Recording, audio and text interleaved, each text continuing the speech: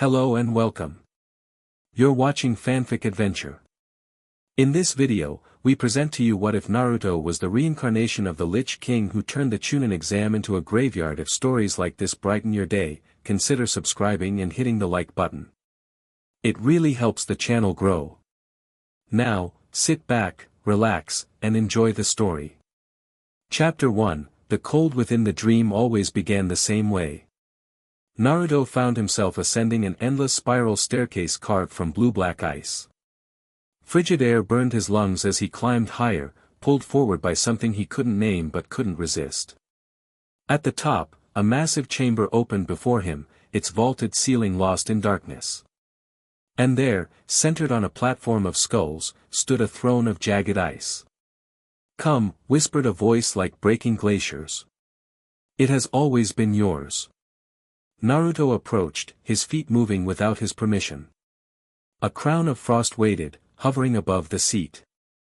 As his fingers reached for it, he jolted upright in bed, gasping, his apartment silent except for his ragged breathing. Frost coated his fingertips, melting quickly in the warm Konoha air. Dawn light filtered through his window, catching dust motes in golden beams. "Third time this week," he muttered, wiping his damp hand on the sheets. "What's wrong with me?" The empty apartment offered no answer. Only the distant sounds of the village waking up, merchants setting up stalls, early rising shinobi crossing rooftops, reminded him he wasn't completely alone. Naruto shook his head and forced himself out of bed. Today was important. Team 7 had a C-rank mission, their first since the disaster in Wave Country, and he couldn't afford to be late or distracted. Kakashi-sensei would never let him hear the end of it. Besides, it was just a stupid dream. Nothing to worry about. "You're late," Sakura scolded as Naruto jogged up to the village gates where Team 7 had assembled. The morning sun had risen fully now, casting long shadows across the dusty road leading out of Konoha. "Sorry," he grinned, rubbing the back of his head. "Overslept." Sasuke leaned against the gate, arms crossed, not even bothering to acknowledge Naruto's arrival. Since their mission in Wave, something had changed between them. The rivalry remained, but underneath it lay something deeper, a grudging respect that neither boy would openly admit. Kakashi appeared in a swirl of leaves, his visible eye curved in what Naruto had come to recognize as a smile beneath his mask. "Good, everyone's here. The mission is simple. We're escorting a merchant and his goods to a village near the border of Fire Country. Bandit activity has increased in that region, so stay alert."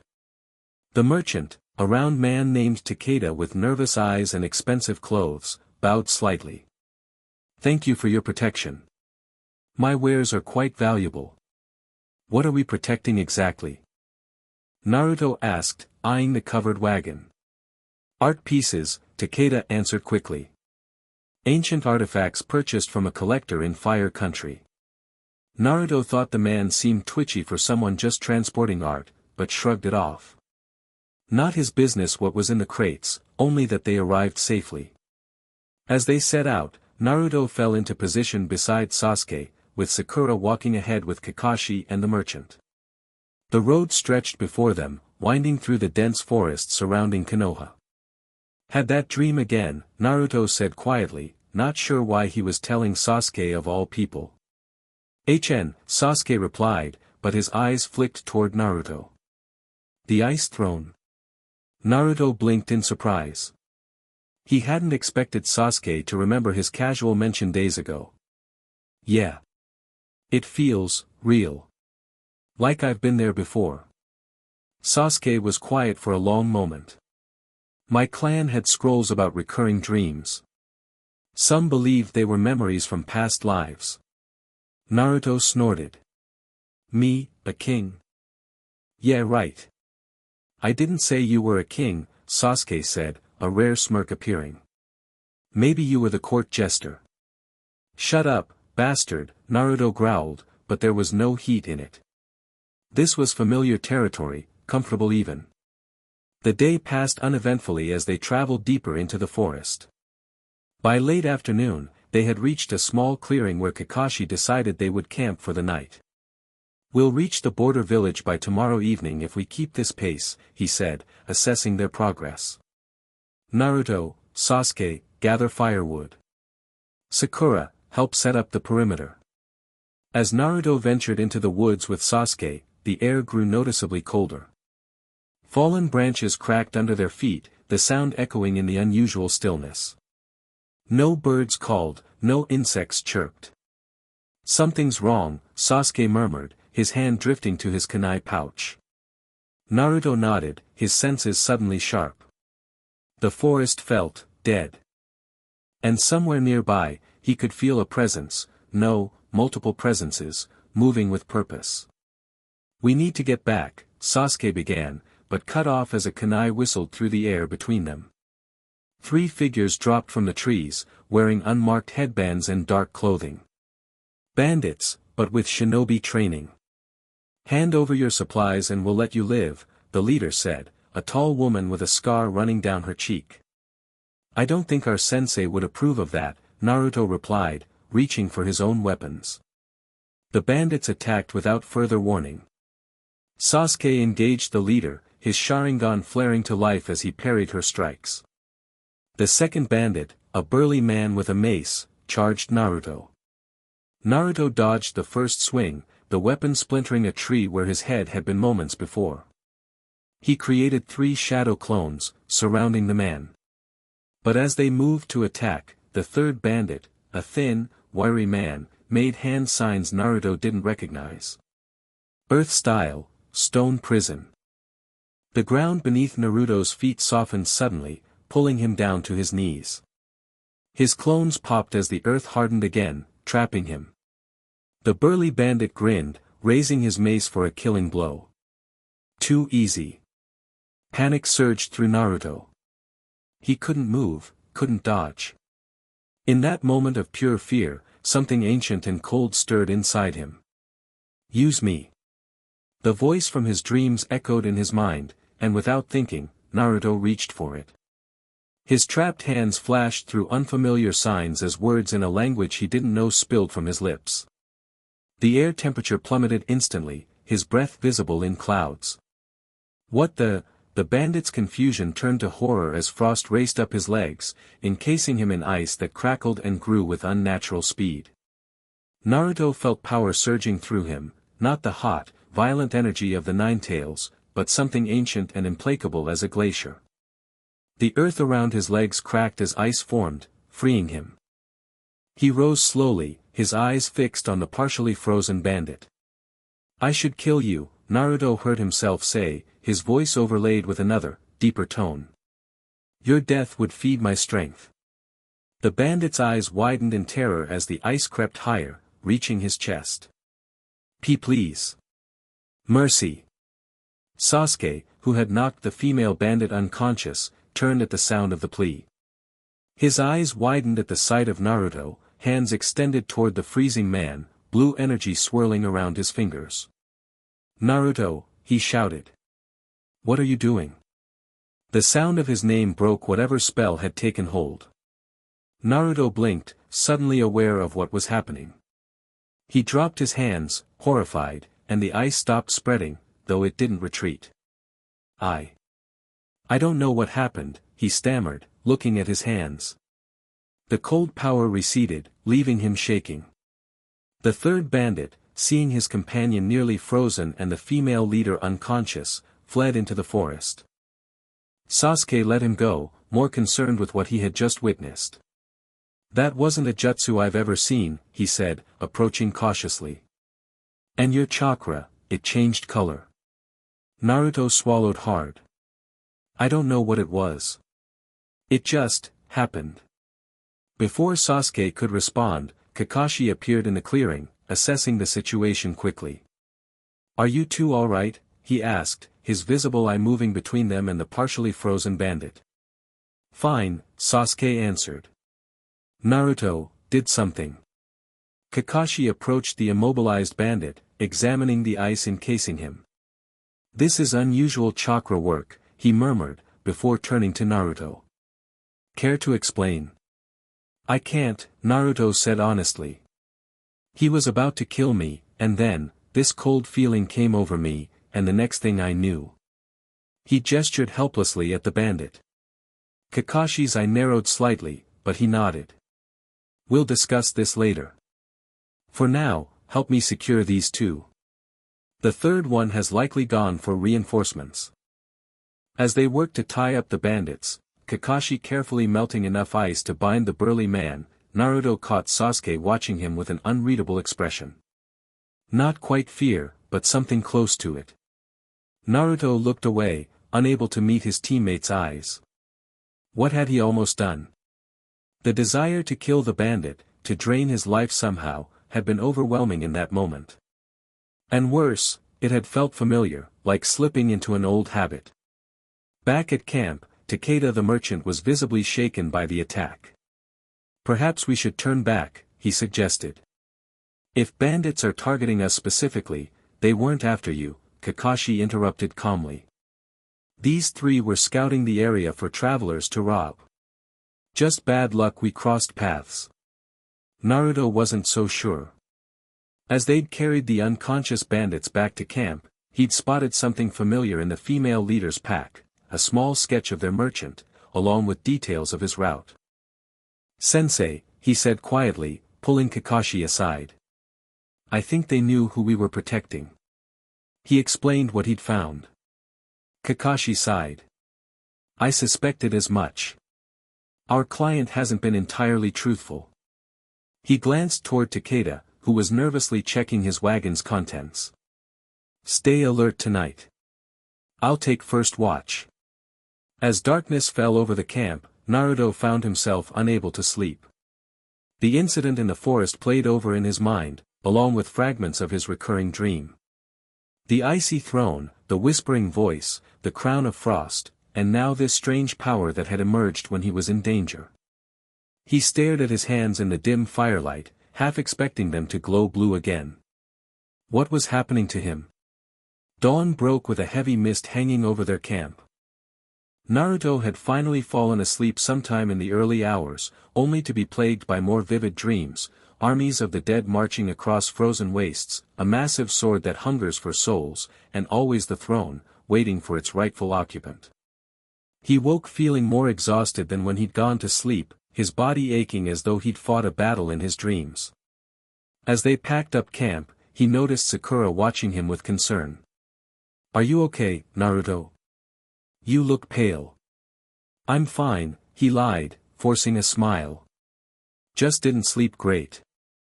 Sasuke told me what happened with the bandits, she said, lowering her voice. Is it because of, you know? She glanced meaningfully at his stomach, where the nine tails was sealed. Naruto shook his head. No. This felt different. Colder. Before she could respond, Kakashi called them to continue their journey. The captured bandits had been secured with chakra-suppressing restraints and would be handed over to authorities in the border village. As they traveled, Naruto noticed Takeda growing increasingly agitated. The merchant kept checking over his shoulder and touching a small pouch at his belt. What's really in those crates? Naruto asked bluntly when they stopped to rest at midday. Takeda startled. I told you, art pieces, yeah, and I'm the Hokage, Naruto interrupted. Those bandits had your picture. They were looking for you specifically. The merchant's face paled. He glanced at Kakashi, who had appeared silently behind him. Your escort deserves to know what risks they're taking, Kakashi said mildly, though his tone carried a hint of steel. Takeda slumped, defeated. Very well. The crates contain ancient artifacts, yes, but not art pieces. They're ceremonial objects. Relics from before the founding of the hidden villages. What kind of relics? Sasuke asked, joining the conversation. Items used in forgotten rituals. Some to commune with spirits, others to bring back the dead. An uncomfortable silence fell over the group. Necromancy was forbidden in all shinobi villages, considered both unnatural and dangerous. I'm a collector, Takeda continued hastily. I have no intention of using them. But there are others who would. Like whoever sent those bandits, Sakura concluded. Takeda nodded miserably. A man contacted me 3 weeks ago, offering an enormous sum for the collection. When I refused, he threatened me. I thought hiring ninja would ensure my safety.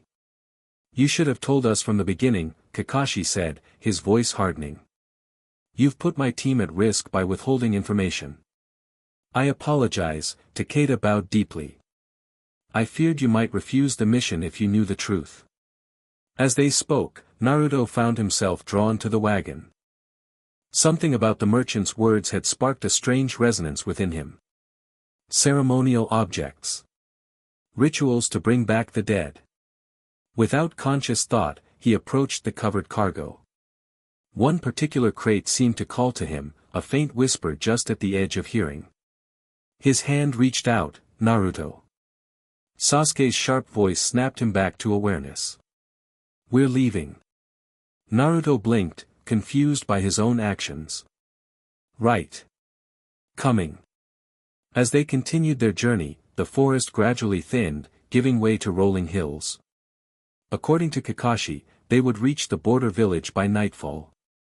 Naruto tried to focus on the mission, but his mind kept returning to the wagon and its mysterious contents. The attack came just as the sun began to set.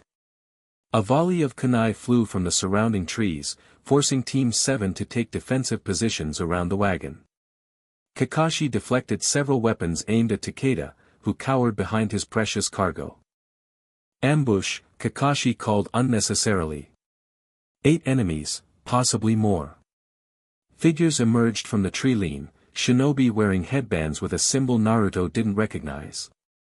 Not one of the major villages, perhaps a smaller one or mercenaries. Hand over the artifacts and the merchant, called their leader, a tall man with a shock of white hair and cold eyes. Do so, and we'll allow you to leave with your lives. That's not how Leaf Shinobi operate, Kakashi replied evenly, pushing up his headband to reveal his Sharingan. Last chance to retreat. The white-haired man laughed. So be it. The enemy attacked from all sides. Kakashi engaged the leader and 2 others, his movements a blur as he countered their jutsu. Sasuke and Sakura found themselves facing 2 opponents each, while Naruto confronted a pair of shinobi who circled him warily. This is the one, said one of them, a woman with strange markings tattooed on her face. I can feel it. Her companion, a stocky man with a facial scar, nodded. The dormant energy. Surprising in one so young. Naruto frowned. What are you talking about? Instead of answering, the woman formed hand signs. Soul recognition technique. Her eyes glowed an eerie blue as she stared at Naruto. Her expression changed from concentration to shock, then fear. Impossible, she whispered. He bears the mark of the man cut her off. Not here. We need to neutralize him first. They attacked simultaneously, their coordination perfect. Naruto created shadow clones, but these enemies were far more skilled than the bandits from the previous day. They dispelled his clones efficiently, herding him away from the wagon and his teammates. What do you want with me? Naruto demanded, blocking a strike that numbed his arm. It's not what we want, the man replied. It's what you are. The woman completed another series of hand signs. Soul suppression technique. Blue energy shot from her hands, wrapping around Naruto like chains. Instantly, he felt a crushing weight on his chest, as though something was being forced down inside him. But it wasn't the Nine Tails they were targeting, it was something else, something colder and more ancient that had begun stirring within him. Pain lanced through his body. He fell to his knees, gasping. They seek to bind me, whispered the voice from his dreams. To bind us. Will you surrender so easily?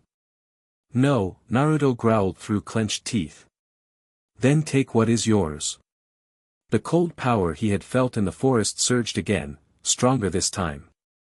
Ice spread from beneath his hands, racing across the ground toward his attackers. They jumped back, but the woman maintained her technique, the blue chains tightening around him.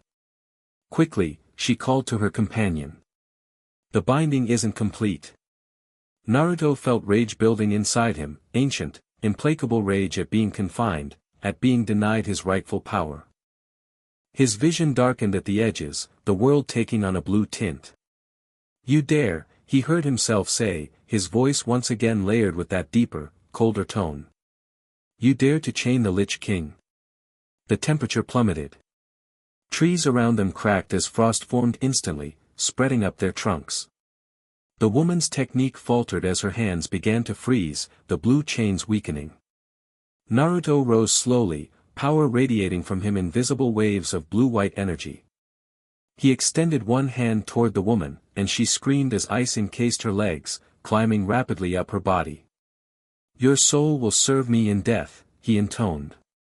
The male shinobi attacked desperately, throwing explosive tags that detonated around Naruto.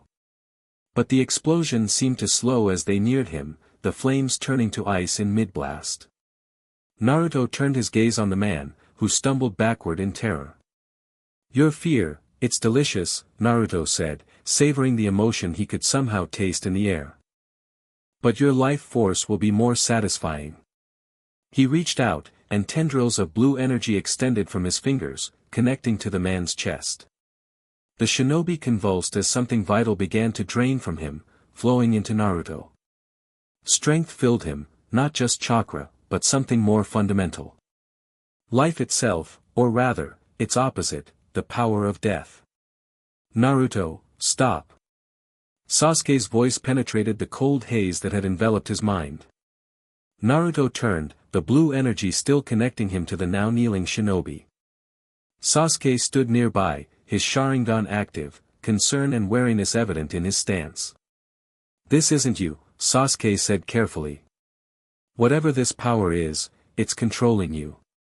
Something in Sasuke's voice, not fear, but recognition of a battle fought inside oneself, reached Naruto. The blue energy wavered, then disappeared. The shinobi collapsed, alive but barely conscious. Naruto stared at his hands, then at the ice-encased woman and the man he had nearly killed. What am I becoming? He whispered.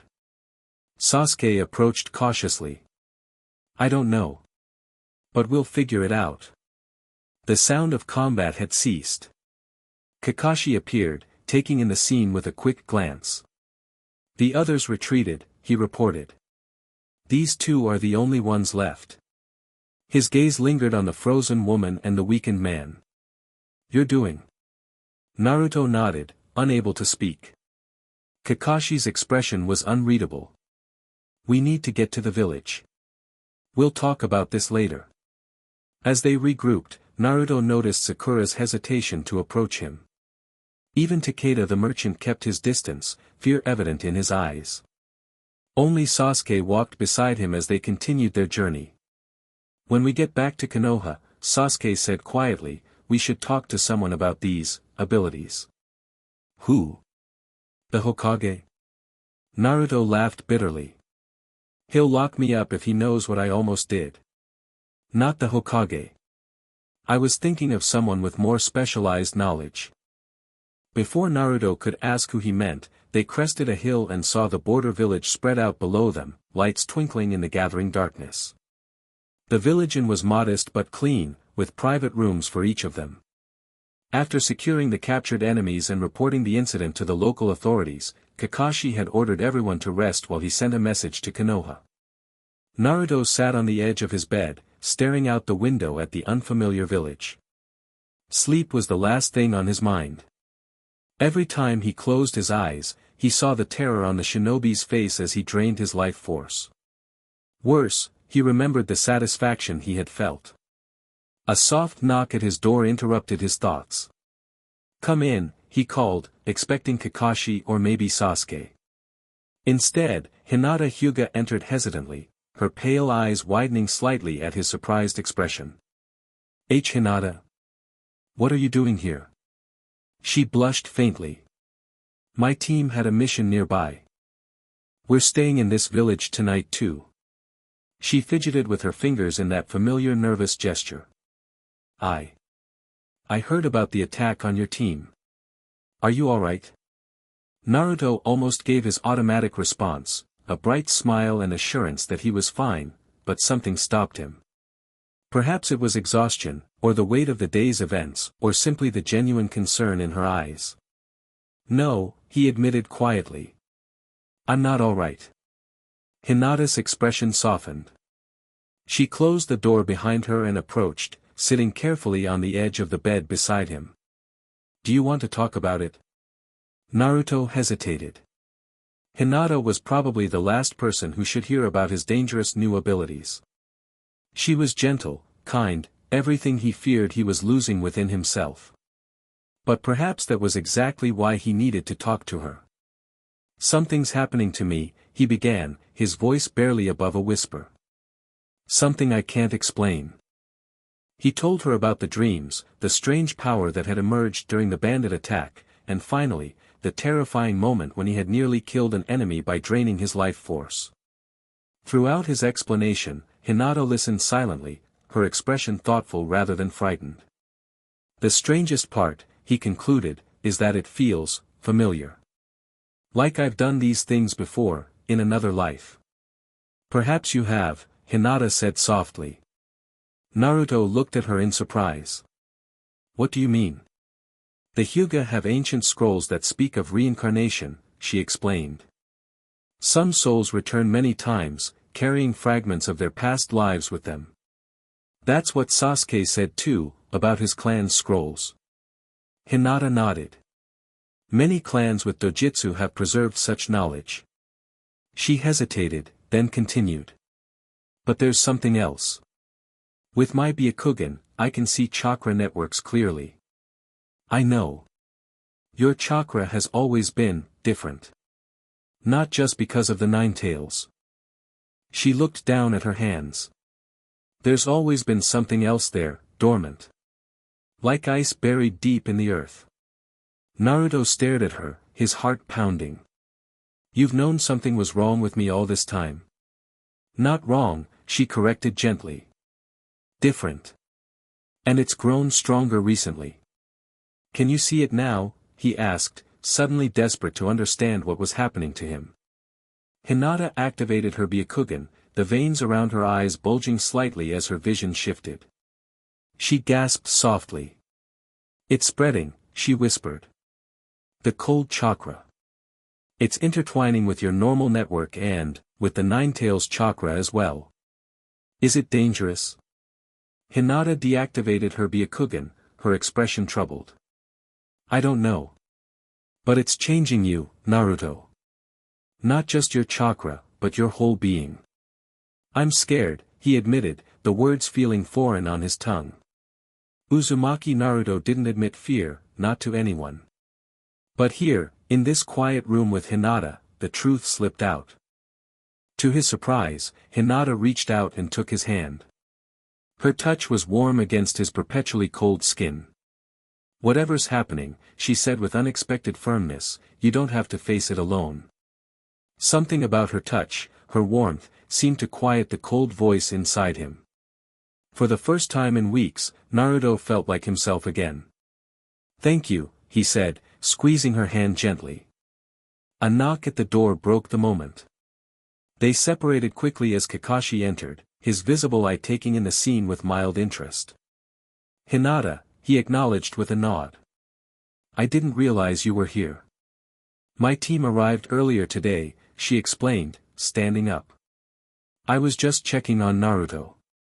I see. Kakashi turned to Naruto. We need to talk about what happened today. Hinata moved toward the door. I should go. Actually, Kakashi said, surprising both of them, you might want to stay. Your Byakugan could be useful. Once the door was closed again, Kakashi leaned against the wall, arms crossed.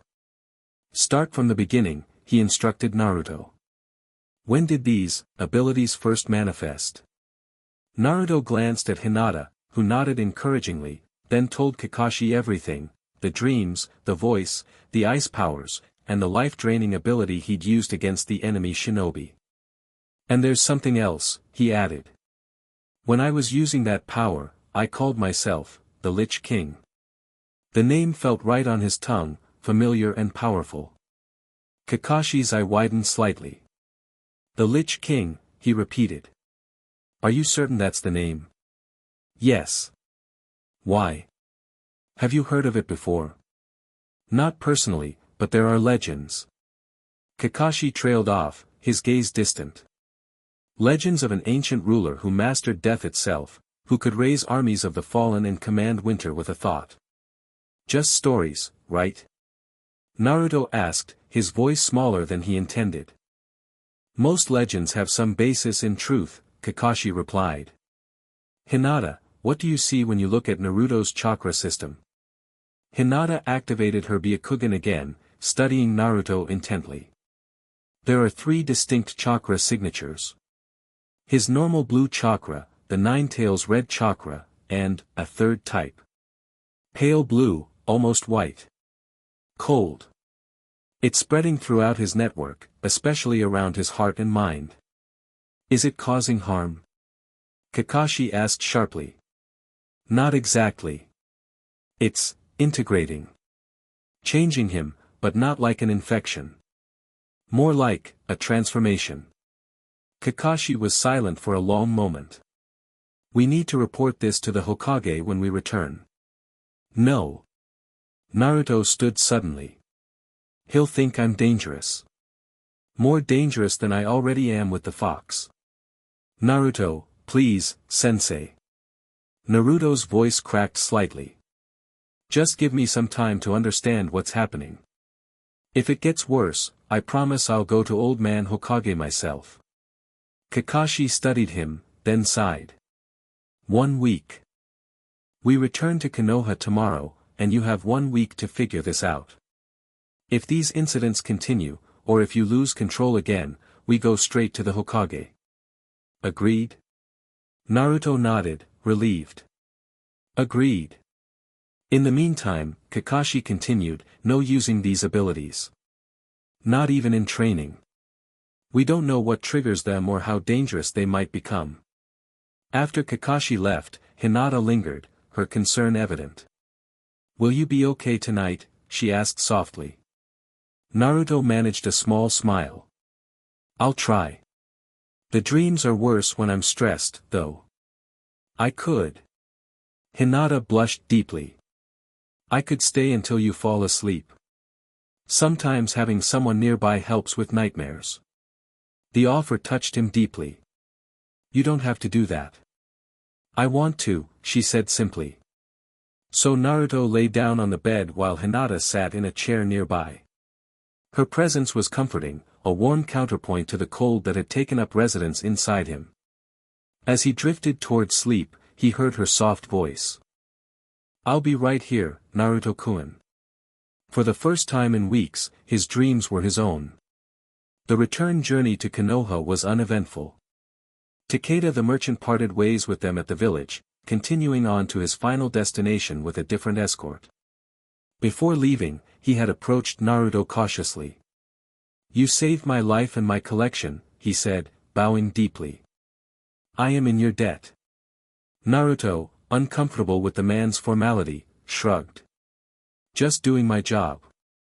Nevertheless, Takeda continued, reaching into his pouch, I would like you to have this. It seems fitting. He pressed a small object into Naruto's hand, an ancient coin made of some dark metal. On one side was the image of a throne, on the other, a crown. It was among the artifacts, Takeda explained. According to legend, it comes from the kingdom of the Lich King. Naruto stared at the coin, a chill running down his spine. How did you? I heard what you called yourself during the battle, Takeda said quietly. Perhaps this will help you understand your connection to that ancient power. Before Naruto could respond, the merchant bowed again and departed. Team 7, joined by Hinata's team for additional security, made good time returning to Konoha. Throughout the journey, Naruto was aware of the subtle ways his teammates watched him, Kakashi's casual but constant observation, Sakura's nervous glances, Sasuke's calculating stare. Only Hinata treated him normally, walking beside him when their teams traveled together, engaging him in conversation about mundane things, the weather, village gossip, the upcoming Chunin exams. The exams. Naruto had almost forgotten. According to Kakashi, they would begin in less than 2 weeks. Do you think we'll be nominated? Naruto asked Sasuke as Konoha's gates came into view. Sasuke considered for a moment. After this mission? Possibly. If Kakashi thinks we're ready. Are we? Ready, I mean. Sasuke glanced at him. You're not. The blunt assessment stung. What's that supposed to mean? You can't control whatever this power is, Sasuke said quietly. In the Chunin exams you'll be fighting other genin. If you lose control. He didn't need to finish the thought. Naruto had seen what his new abilities could do to train shinobi. Against genin, he could cause real damage. Or worse. I'll figure it out, Naruto promised, as much to himself as to Sasuke. As they passed through Konoha's gates, Naruto felt a strange sensation, like eyes watching him from the shadows. He turned, scanning the rooftops and alleyways, but saw nothing unusual. Something wrong? Sakura asked, noticing his distraction. No, he lied. Just glad to be home. But Konoha didn't feel entirely like home anymore.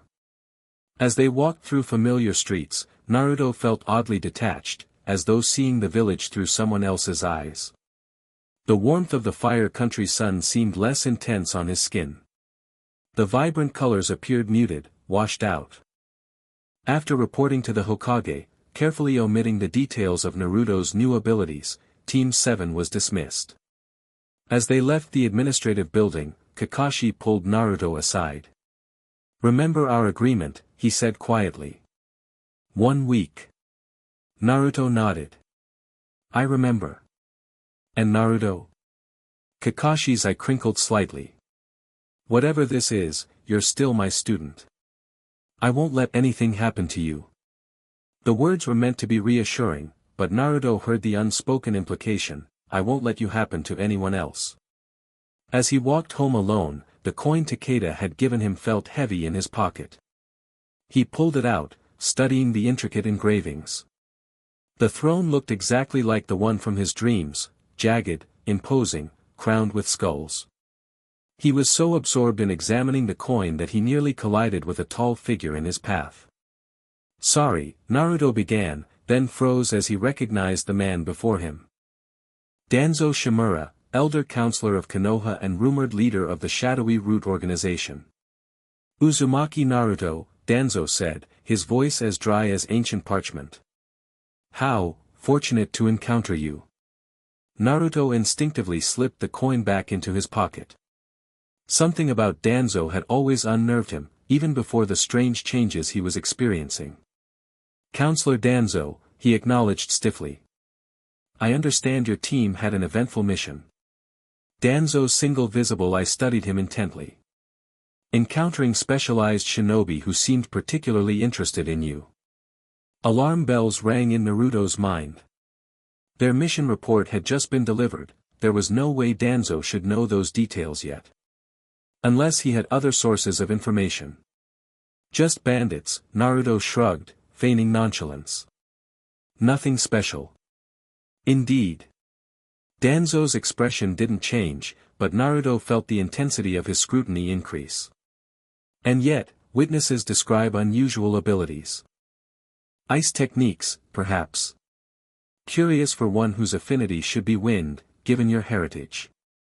Cold anger stirred in Naruto's chest. I don't know what you're talking about. No. Danzo took a step closer. Perhaps we could discuss it further. I have extensive knowledge of unique chakra manifestations. No thanks, Naruto said firmly, stepping around the elder. I'm late for training. As he walked away, he felt Danzo's gaze boring into his back. The offer remains open, Uzumaki, Danzo called after him. When you realize the danger you pose to this village, you may find my assistance necessary. Naruto quickened his pace, turning down a side street to escape the unsettling encounter. How much did Danzo know? And more importantly, what did he want? One thing was clear, he needed answers, fast. Before Danzo or anyone else decided he was too dangerous to remain free. The coin seemed to pulse in his pocket, a cold weight against his thigh. Perhaps it was time to learn more about the Lich King, and why his soul had chosen Naruto as its vessel. The Konoha archives were housed in a nondescript building near the academy. Most genin never had reason to visit, their research needs met by standard scrolls and textbooks. But for deeper knowledge, especially about ancient or obscure topics, the archives were unparalleled. Naruto had never been particularly interested in research or history. But as he approached the entrance, he felt a strange anticipation, as though returning to a place he had visited many times before. The archivist, an elderly woman with thick glasses, looked up in surprise as he entered.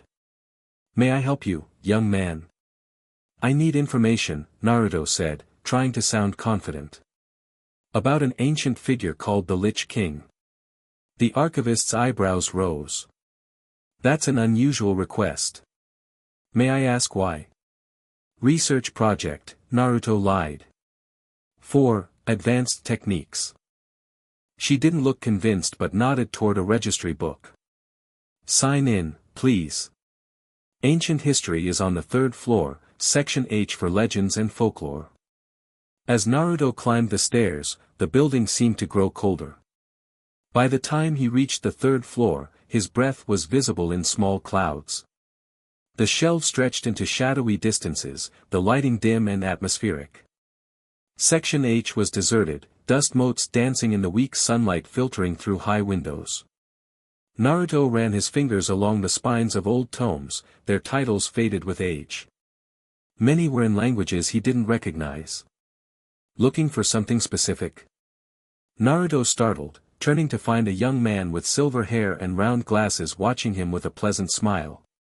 Kabuto, Naruto recognized the older genin who had helped them during a previous mission. "What are you doing here?" "Research for the medical corps," Kabuto replied, adjusting his glasses. "And you?" "I'm looking for information on the Lich King," Naruto said, deciding honesty was simpler than inventing another lie. Kabuto's smile didn't waver, but something flickered in his eyes. "Interesting choice. Necromancy isn't a common interest for genin." "It's not for necromancy," Naruto said quickly. "Just history." "Of course." Kabuto moved to a nearby shelf, scanning the titles with practiced ease. "Let's see, here." He pulled down a large, leather-bound volume. "This should have what you're looking for. Forgotten Kingdoms of the Pre-Shinobi Era." Naruto accepted the heavy book. "Thanks." The Lich King's empire was said to span what is now the Land of Water and parts of the northern continent, Kabuto commented casually. His mastery over death and ice was unparalleled. Some legends claim he could raise entire battlefields of fallen warriors to serve him. "Just stories, right?" Naruto asked, echoing his earlier question to Kakashi. Kabuto's smile turned enigmatic. "Who can say what's merely a story and what's hidden history? The line blurs after enough time passes." He turned to leave, then paused. "One more thing, you might find Chapter 7 particularly enlightening. It discusses the king's fall and the prophecy of his return." Before Naruto could respond, Kabuto disappeared among the shelves, leaving him alone with the ancient tome. Finding a secluded table by a window, Naruto opened the book carefully. Its pages were brittle with age, the text faded but still legible. He skimmed the contents, then turned to the chapter on the Lich King. "The Kingdom of Eternal Winter," the heading read, accompanied by an illustration that sent chills down Naruto's spine, a massive citadel of ice perched atop a mountain, surrounded by an endless frozen wasteland. He began to read, "In the age before hidden villages, before chakra was understood as it is today, there existed a kingdom in the far north ruled by a being known as the Lich King. Born a mortal man, he discovered ancient magic that allowed him to transcend death itself, becoming neither living nor dead but something in between. His mastery over ice and death grew until none could stand against him. Those who fell in battle against his armies would rise again to serve him, their souls bound to his will. It is said his power was so vast that winter itself bent to his command, and where he walked, the land would freeze. The Lich King ruled for centuries, his immortality assured through dark rituals and the consumption of souls. But as his power grew, so too did his isolation. The warmth of humanity faded from his memories, replaced by cold purpose and the weight of eternity. In the final years of his reign, a coalition of the remaining free kingdoms launched a desperate assault on his citadel. Led by 9 powerful warriors, each wielding a talisman of elemental power, they managed to defeat the Lich King's armies and confront him upon his throne of ice and bone. The battle lasted 9 days and 9 nights. Unable to truly kill the immortal king, the warriors instead used a forbidden sealing technique to separate his soul from his power, binding both to different vessels. His body was destroyed, his crown and blade hidden away, and his kingdom allowed to melt back into the sea. Yet the final words of the Lich King echo through the centuries, "I will return." When the 9 are again united in one vessel, when the crown of frost calls to its rightful owner, I will reclaim what was mine. Naruto's hands trembled as he turned the page. The illustration showed 9 talismans surrounding a central figure on a throne, and the figure wore whisker marks on his cheeks. "No," he whispered, touching the image. "It can't be." He continued reading, his heart pounding. Scholars debate the meaning of the Lich King's final prophecy. Some believe it refers to the 9 talismans used to defeat him, suggesting that should they ever be gathered in one place, his soul would be drawn to them. Others interpret it as a warning that his soul would someday find a vessel already containing a powerful entity, 9, of another sort. Whatever the truth, the legend concludes with a warning: should the Lich King ever return, winter eternal would follow, and the dead would walk among the living once more. Naruto closed the book, his mind racing. The 9-tailed fox sealed inside him, could that be the 9 mentioned in the prophecy? Had the presence of the fox somehow attracted or awakened the dormant soul of the Lich King? Find what you were looking for. The voice nearly made Naruto jump out of his skin. He looked up to see Sasuke standing across the table, arms crossed. "How long have you been there?" Naruto demanded. "Long enough to see you turn pale as a ghost," Sasuke replied, sitting down across from him. "What did you find?" Naruto hesitated, then pushed the book toward him. "See for yourself." Sasuke skimmed the pages, his expression growing more serious with each paragraph. When he finished, he looked up at Naruto. "You think this is what's happening to you? You're becoming this Lich King. Or I'm his reincarnation," Naruto said quietly. "The book says his soul was sealed away, separate from his power.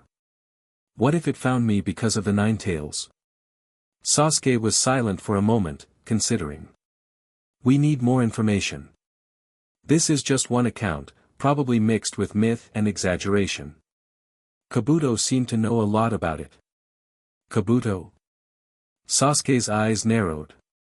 "What did he tell you?" Naruto recounted his brief conversation with the older genin. He specifically mentioned Chapter 7, the one about the prophecy. "That's concerning," Sasuke said slowly. "Why would he know so much about an obscure legend?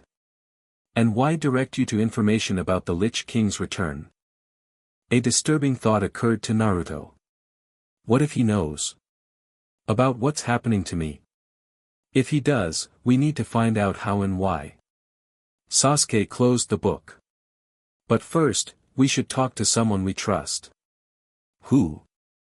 "My brother knows things about ancient chakra and reincarnation techniques. Things the Uchiha kept hidden for generations." Naruto blinked in surprise.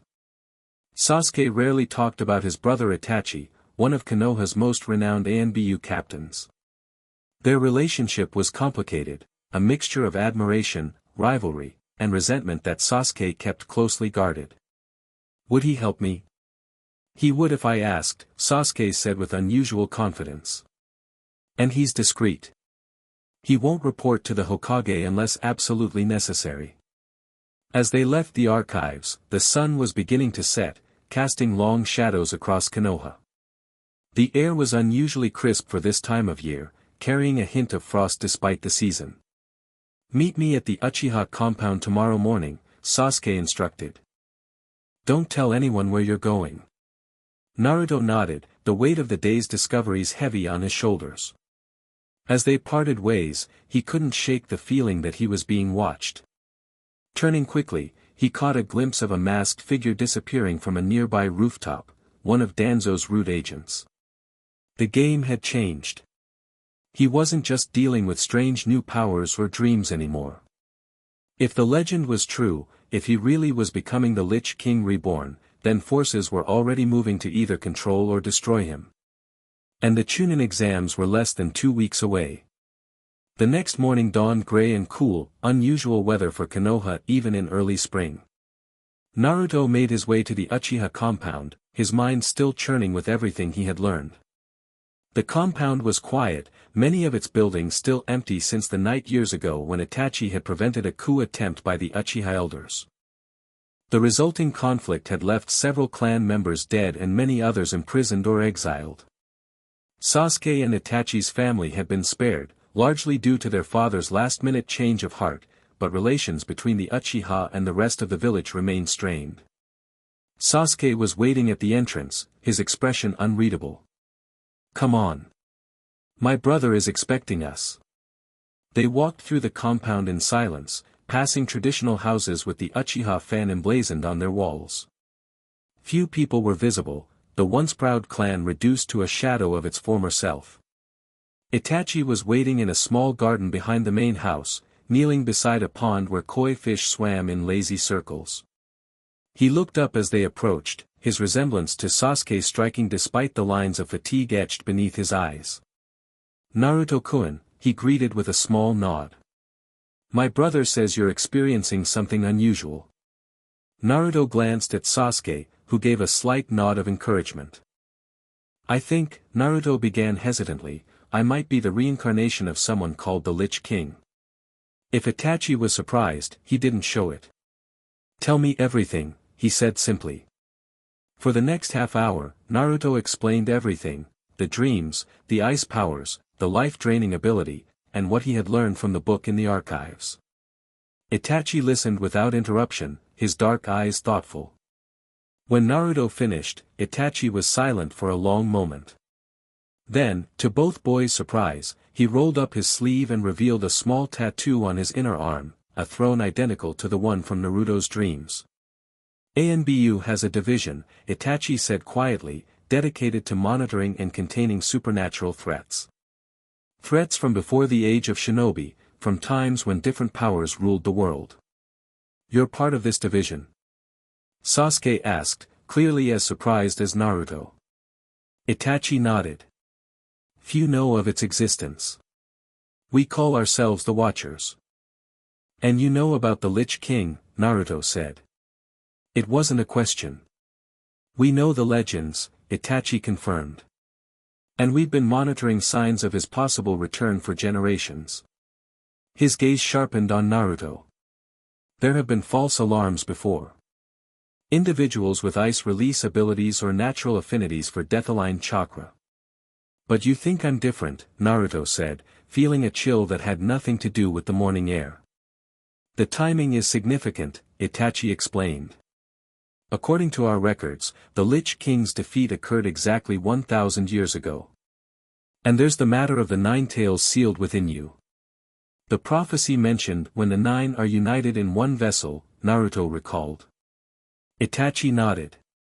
"The combination of the Millennium Anniversary and your status as a Jinchuriki makes your case compelling. So what happens now?" Sasuke demanded. "Will your watchers try to contain Naruto?" "Not yet," Itachi said calmly. "First, we need to confirm whether this is truly the Lich King's soul awakening or something else. There's a technique, a specialized form of the Yamanaka clan's mind-walking jutsu, that could allow us to see inside Naruto's mindscape." "Like where the 9 tails is sealed?" Naruto asked. Precisely. If the Lich King's soul exists within you, it would have its own space, separate from but perhaps connected to the fox's seal. Is it dangerous? Sasuke asked, his tone protective. All mind techniques carry risks, Itachi admitted. But I've trained in this specific jutsu for years. The greater risk would be leaving Naruto's condition unexamined. Naruto considered for a moment. The thought of someone else entering his mind, seeing his deepest thoughts and memories, was uncomfortable. But the alternative, continuing to transform into something he didn't understand and couldn't control, was worse. Let's do it, he decided. Itachi nodded and stood. We'll need privacy and security. Follow me. He led them to a small building at the edge of the compound, a shrine of some sort, with ancient Uchiha symbols carved into its wooden doors. Inside, the space was bare except for a circle of cushions arranged around a central fire pit. This place is shielded from chakra detection, Itachi explained as he closed and sealed the doors behind them. Not even the Hyuga can see through these walls. How did the Uchiha manage that? Naruto asked, impressed despite his nervousness. Some secrets are best kept within the clan, Itachi replied with the ghost of a smile. Please, sit. Naruto settled on one of the cushions as Itachi lit a small fire in the pit. The flames burned blue rather than orange, casting eerie shadows on the walls. Sasuke will monitor your physical condition while I perform the jutsu, Itachi explained, kneeling opposite Naruto. If either of us shows signs of distress, he'll break the connection. Sasuke nodded, activating his Sharingan. I'll watch your chakra flow. Itachi's eyes shifted to their Mangekyo form, a pinwheel pattern that seemed to spin in the flickering light. Close your eyes, Naruto. Try to relax your mind. Think of a place that feels safe to you. Naruto took a deep breath and closed his eyes. A safe place. He thought of Ichiraka ramen, of sitting at the counter with the old man and Ayam, the smell of broth and the warmth of their smiles. Good, Itachi's voice seemed to come from very far away. Now, I'm going to place my hands on your temples. You'll feel a slight pressure, then what seems like falling. Don't resist it. Cool fingers touched Naruto's face, and then the world tilted. He felt as though he were plummeting down a long, dark tunnel, wind rushing past his ears. When the sensation stopped, he opened his eyes to find himself standing in a familiar corridor, the sewer-like passageway that led to the Ninetales cage. But something was different. The walls, normally wet and dripping, were now coated with a layer of frost. The water underfoot was frozen solid, crackling beneath his sandals. Itachi stood beside him, his expression grave as he took in their surroundings. This is your mindscape, he confirmed. Modified by the fox's presence, and now, by something else. They followed the corridor, their breath visible in the increasingly cold air. The usual path to the Ninetales cage took an unexpected turn, a new passageway branching off to the right, leading downward into darkness. This shouldn't be here, Naruto said, staring into the icy tunnel. No, Itachi agreed. It's a recent addition. He studied the frost patterns on the walls. We should check on the Ninetales first. Its reaction may tell us more about what we're dealing with. They continued along the main passage until they reached the massive cage where the fox was imprisoned. The enormous beast lay curled behind the bars, but as they approached, it raised its head, tail swishing agitatedly. You've brought an Uchiha into our mind, Kit, the Ninetales growled, its massive eyes fixing on Itachi. Unwise. We need answers, Naruto replied, standing his ground despite the fox's intimidating presence. About the cold. About the voice I've been hearing. The Ninetales' expression changed, a mixture of anger and what almost looked like concern. So it has begun, it rumbled. I had hoped the seal would keep it dormant longer. You knew. Naruto demanded. You knew something else was inside me. I felt it the moment I was sealed within you, the fox admitted.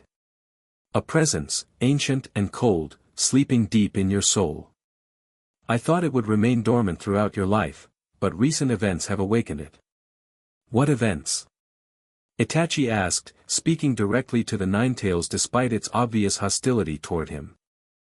The fox bared its teeth but answered, the boy's first brush with death in Wave Country. The moment he drew on my chakra. Death calls to death, and power to power. My awakening stirred the other. The Lich King, Naruto said softly. The Ninetales' ears flattened against its head. That name, yes. The ruler of the frozen dead. Even in my long existence, his kind were rare and feared. His kind? Itachi pressed. There were others like him. Few. Those who conquered death rather than merely extending life. The Sage of Six Paths sealed away most such beings in his time. The fox's gaze shifted to Naruto. But this one found you, Kit. Found us. And now he seeks to merge with both your soul and my power. Can we stop it? Naruto asked, trying to keep the desperation from his voice. The fox was silent for a moment. Perhaps. But first you must see what you're becoming. Follow the new path. See what waits in the depths of your own mind. They left the Ninetales' chamber and returned to the frost-covered tunnel leading downward. As they descended, the temperature dropped dramatically, ice formations growing more elaborate and beautiful in their deadly perfection. The tunnel eventually opened into a vast cavern, its ceiling lost in darkness. At its center stood a platform of ice, and upon it, the throne from Naruto's dreams, jagged, imposing, formed of ice and bone. But it wasn't empty. A figure sat upon it, shrouded in blue-white light that made it difficult to discern its features. As they approached, however, its form became clearer, a man in elaborate armor, a crown of ice upon his head. His face was both ageless and ancient, with eyes that burned with cold fire. And he wore Naruto's face. Welcome, said the figure, its voice the same that had whispered in Naruto's dreams. At last we meet face to face, my vessel. You're the Lich King, Naruto said, his voice steady despite his fear. The figure inclined its head. I was. I will be again. Its gaze shifted to Itachi. An Uchiha watcher. How, nostalgic. Your ancestors helped seal me away, did they not? And will do so again if necessary, Itachi replied, his expression carefully neutral. The Lich King laughed, a sound like ice cracking. Such confidence. But unnecessary. I have no desire to be sealed away or destroyed. He turned his attention back to Naruto. Nor do I wish to erase you, young one. That is not how reincarnation works. Then what do you want? Naruto demanded. To merge. To become one being, greater than either of us alone. The Lich King rose from his throne, towering over them. You have potential beyond anything I've seen in 1,000 years. The fox's power, your own resilience, and my ancient knowledge, together, we could reshape this world. Into what? Naruto asked, though part of him feared the answer. Into whatever we desire. The Lich King spread his arms, and the cavern around them shifted, showing visions of possible futures, Naruto standing before armies that stretched to the horizon, Naruto healing the sick with a touch, Naruto on the Hokage monument, his face carved in stone. These are the futures I offer, the Lich King continued. Power beyond imagination. Respect. Admiration. Everything you've ever wanted. Something about the vision struck Naruto as wrong.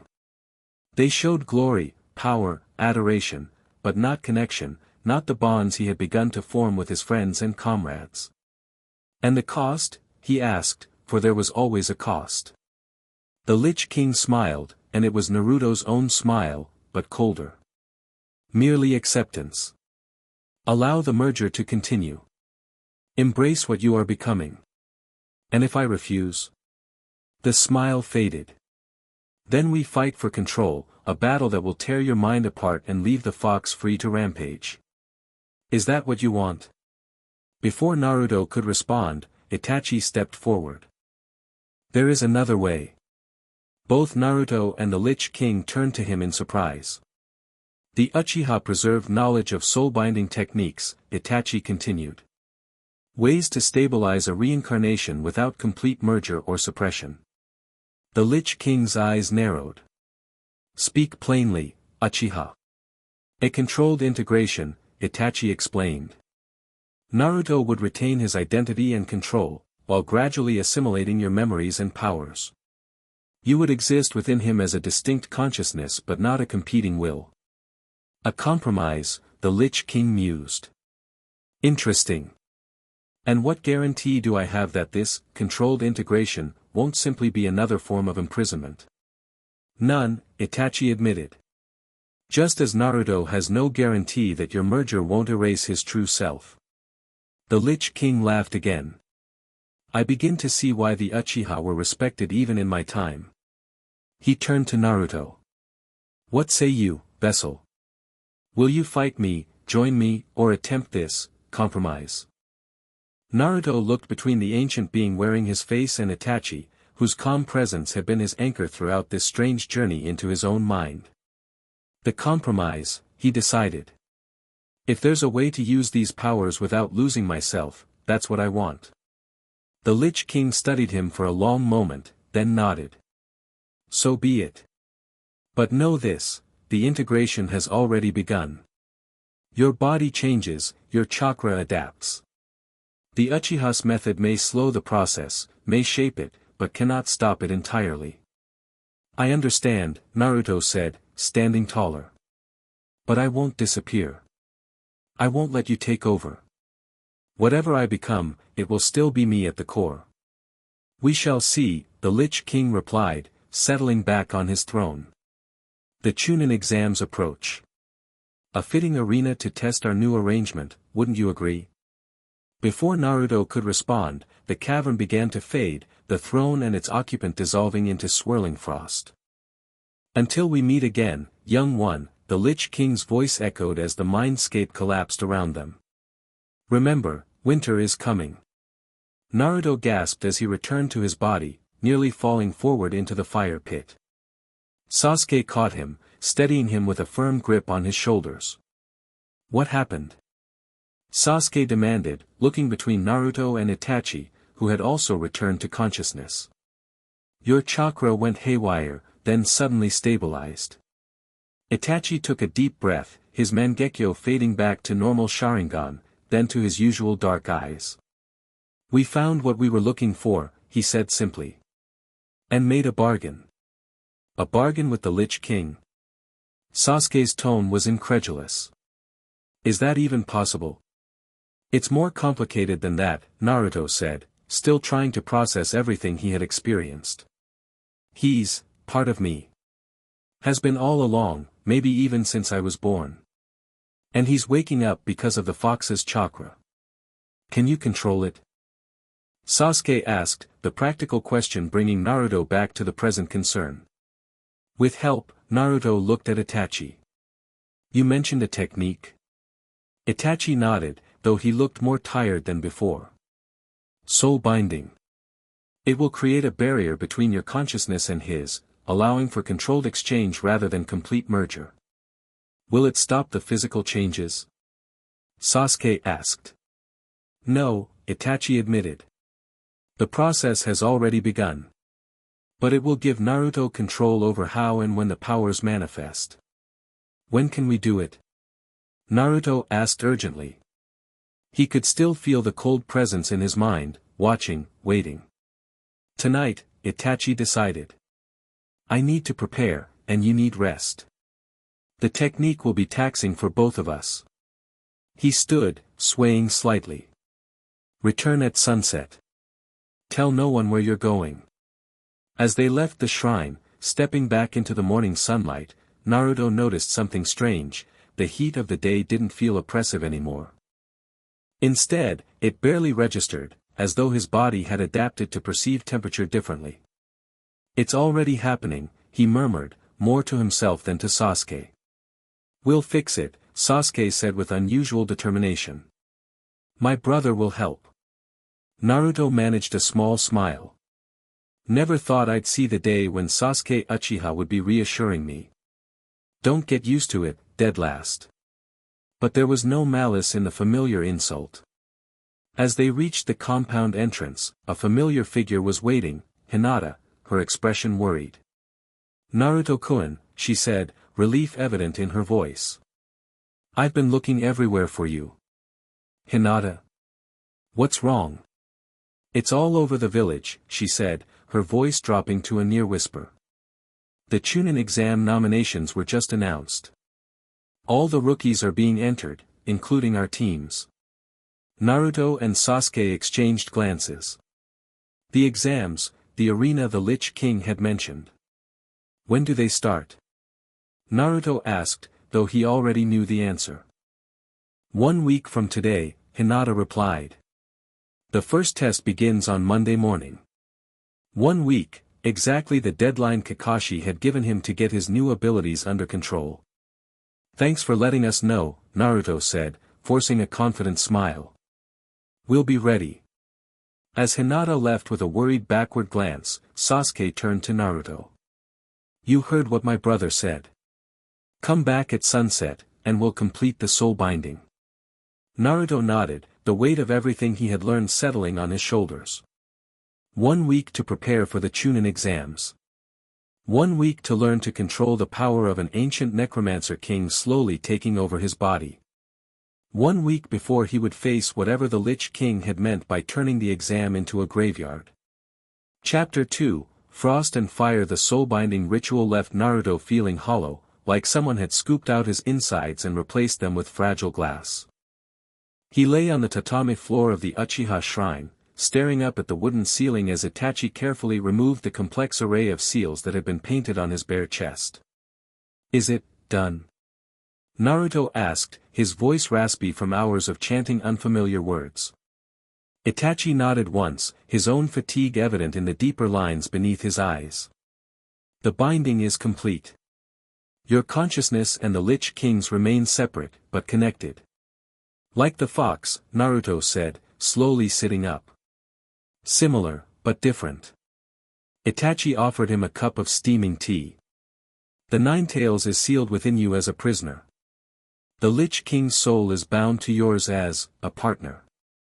The word hung in the air between them. Partner.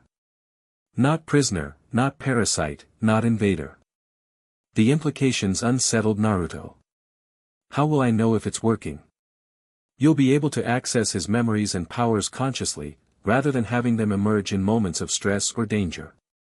Itachi's voice softened slightly.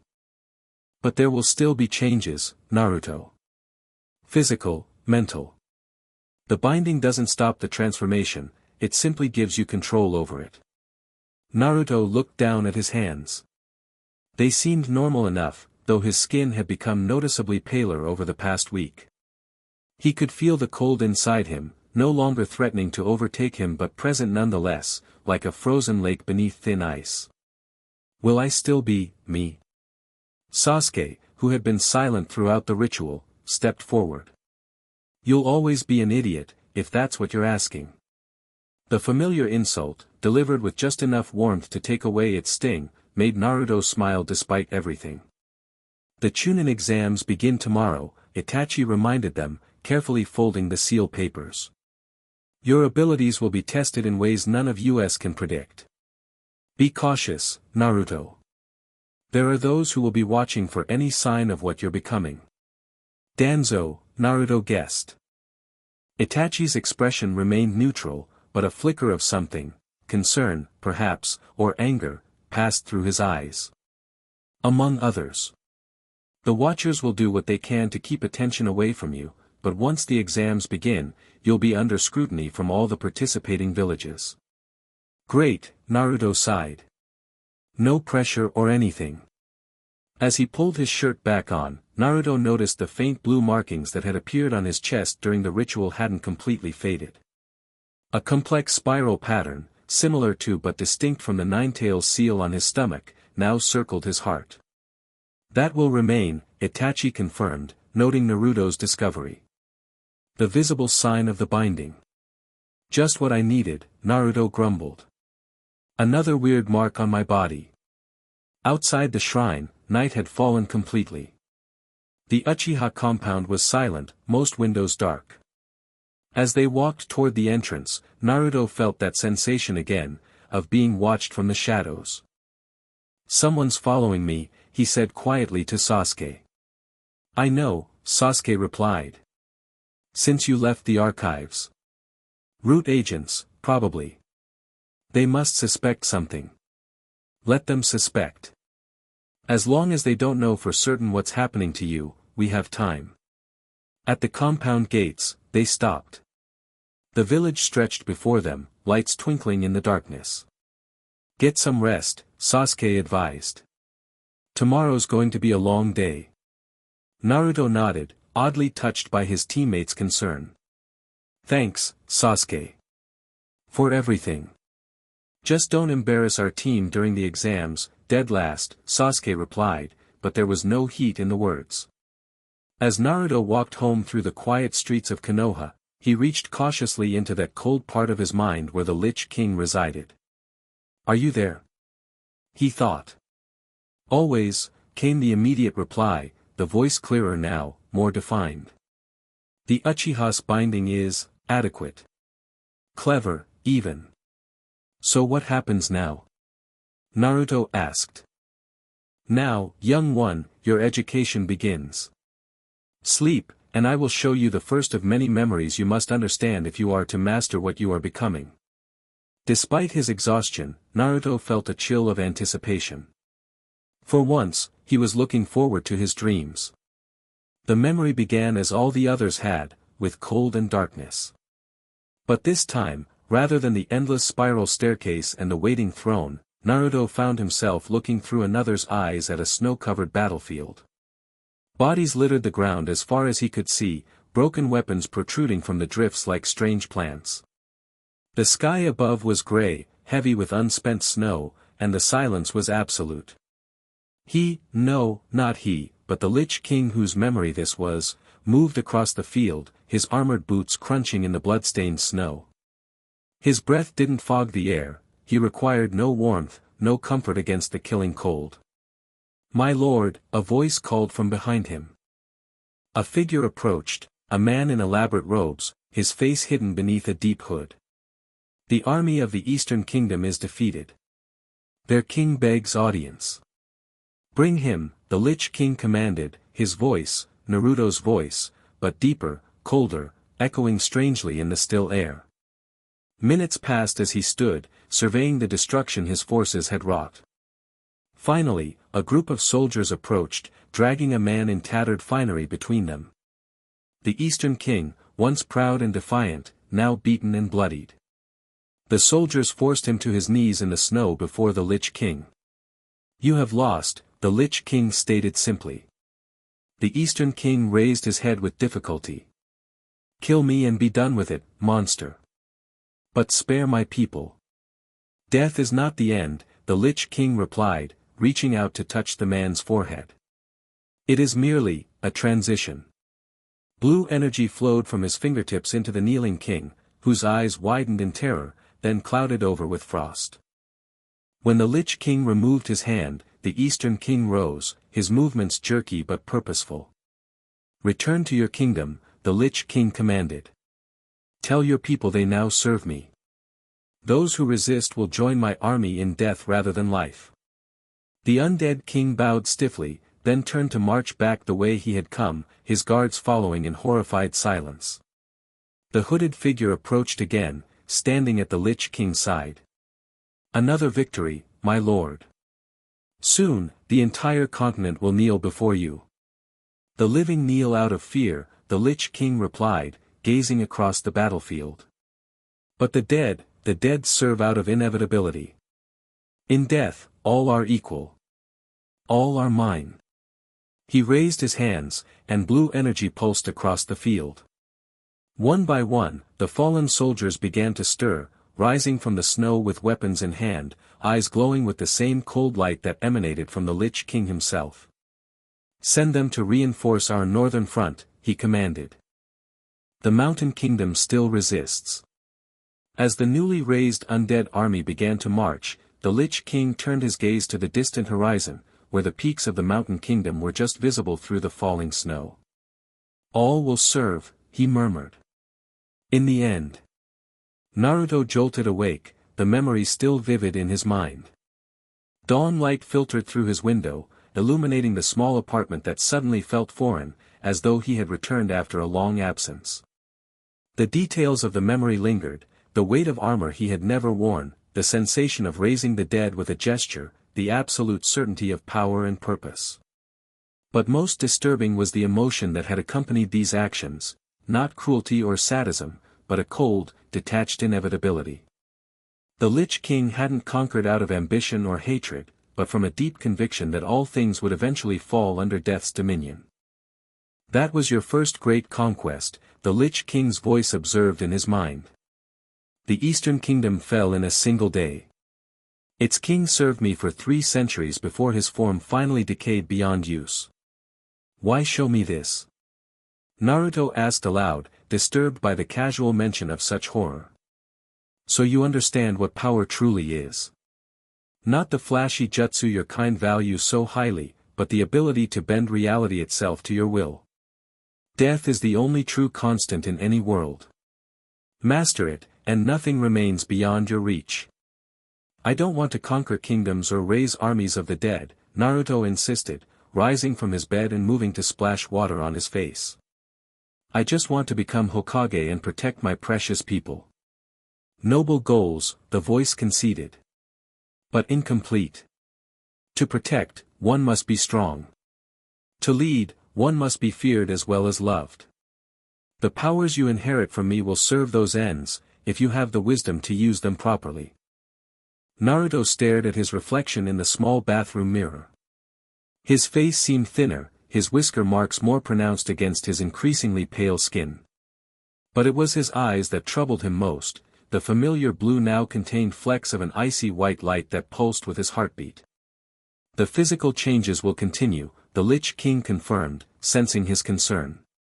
But slowly, thanks to the Uchiha's binding.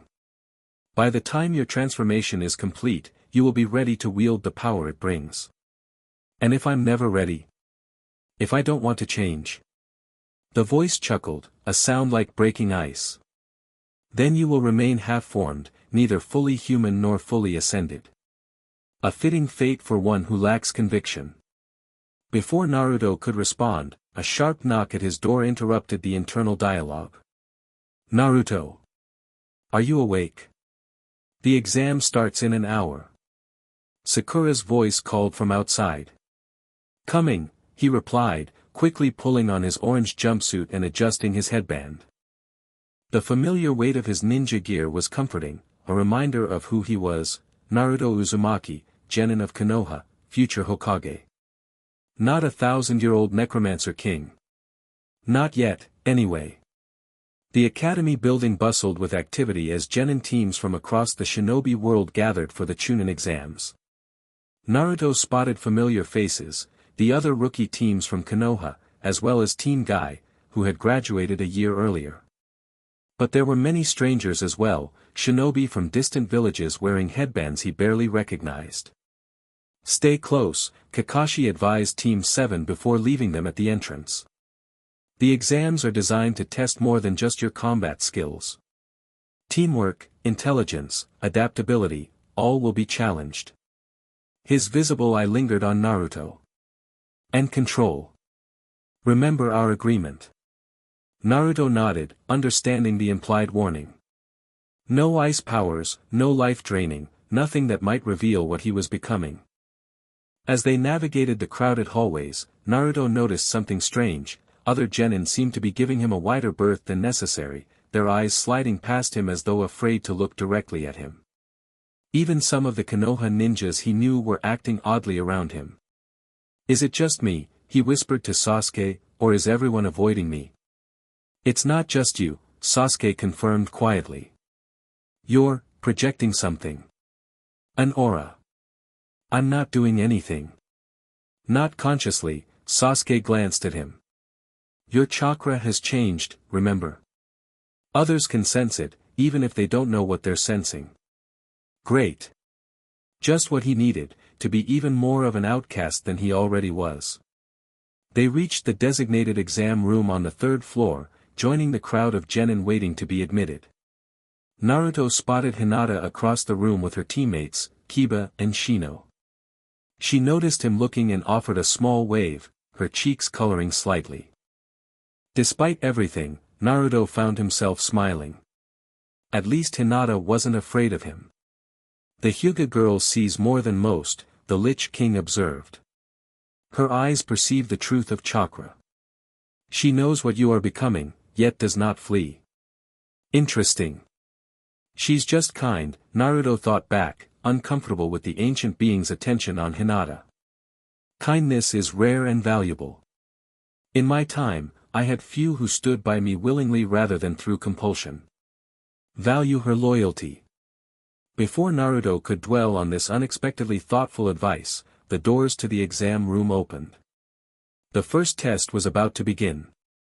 Inside, rows of desks had been arranged, each with a numbered seat assignment. Team members were deliberately separated, placed between strangers to prevent collaboration. As Naruto found his assigned seat, he realized with a jolt that he was placed between a sand shinobi he didn't recognize and Hinata. "And Naruto-kun," she whispered as he sat down. "Good luck." "You too, Hinata," he replied with a grin that felt almost normal. The proctor for the first exam, a scarred jonin named Ibiki Marino, explained the rules, a written test with strict anti-cheating measures. Anyone caught cheating 5 times would be disqualified, along with their entire team.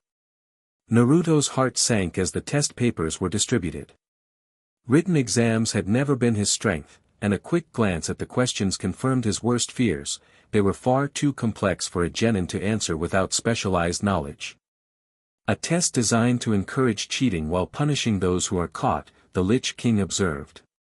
Clever. They seek to identify those with stealth and information-gathering skills. Great analysis, Naruto thought sarcastically. But I don't have any way to cheat without getting caught. Don't you? The voice sounded amused.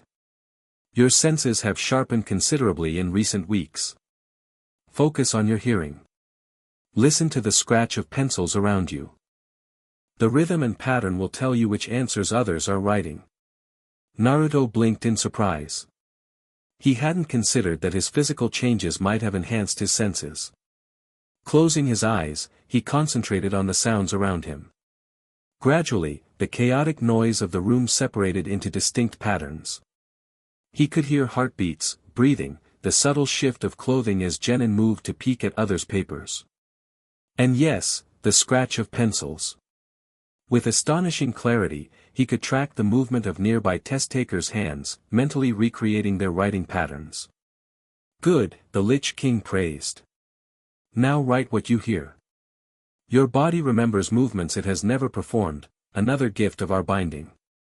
Naruto opened his eyes and began to write, his hand moving with unfamiliar precision.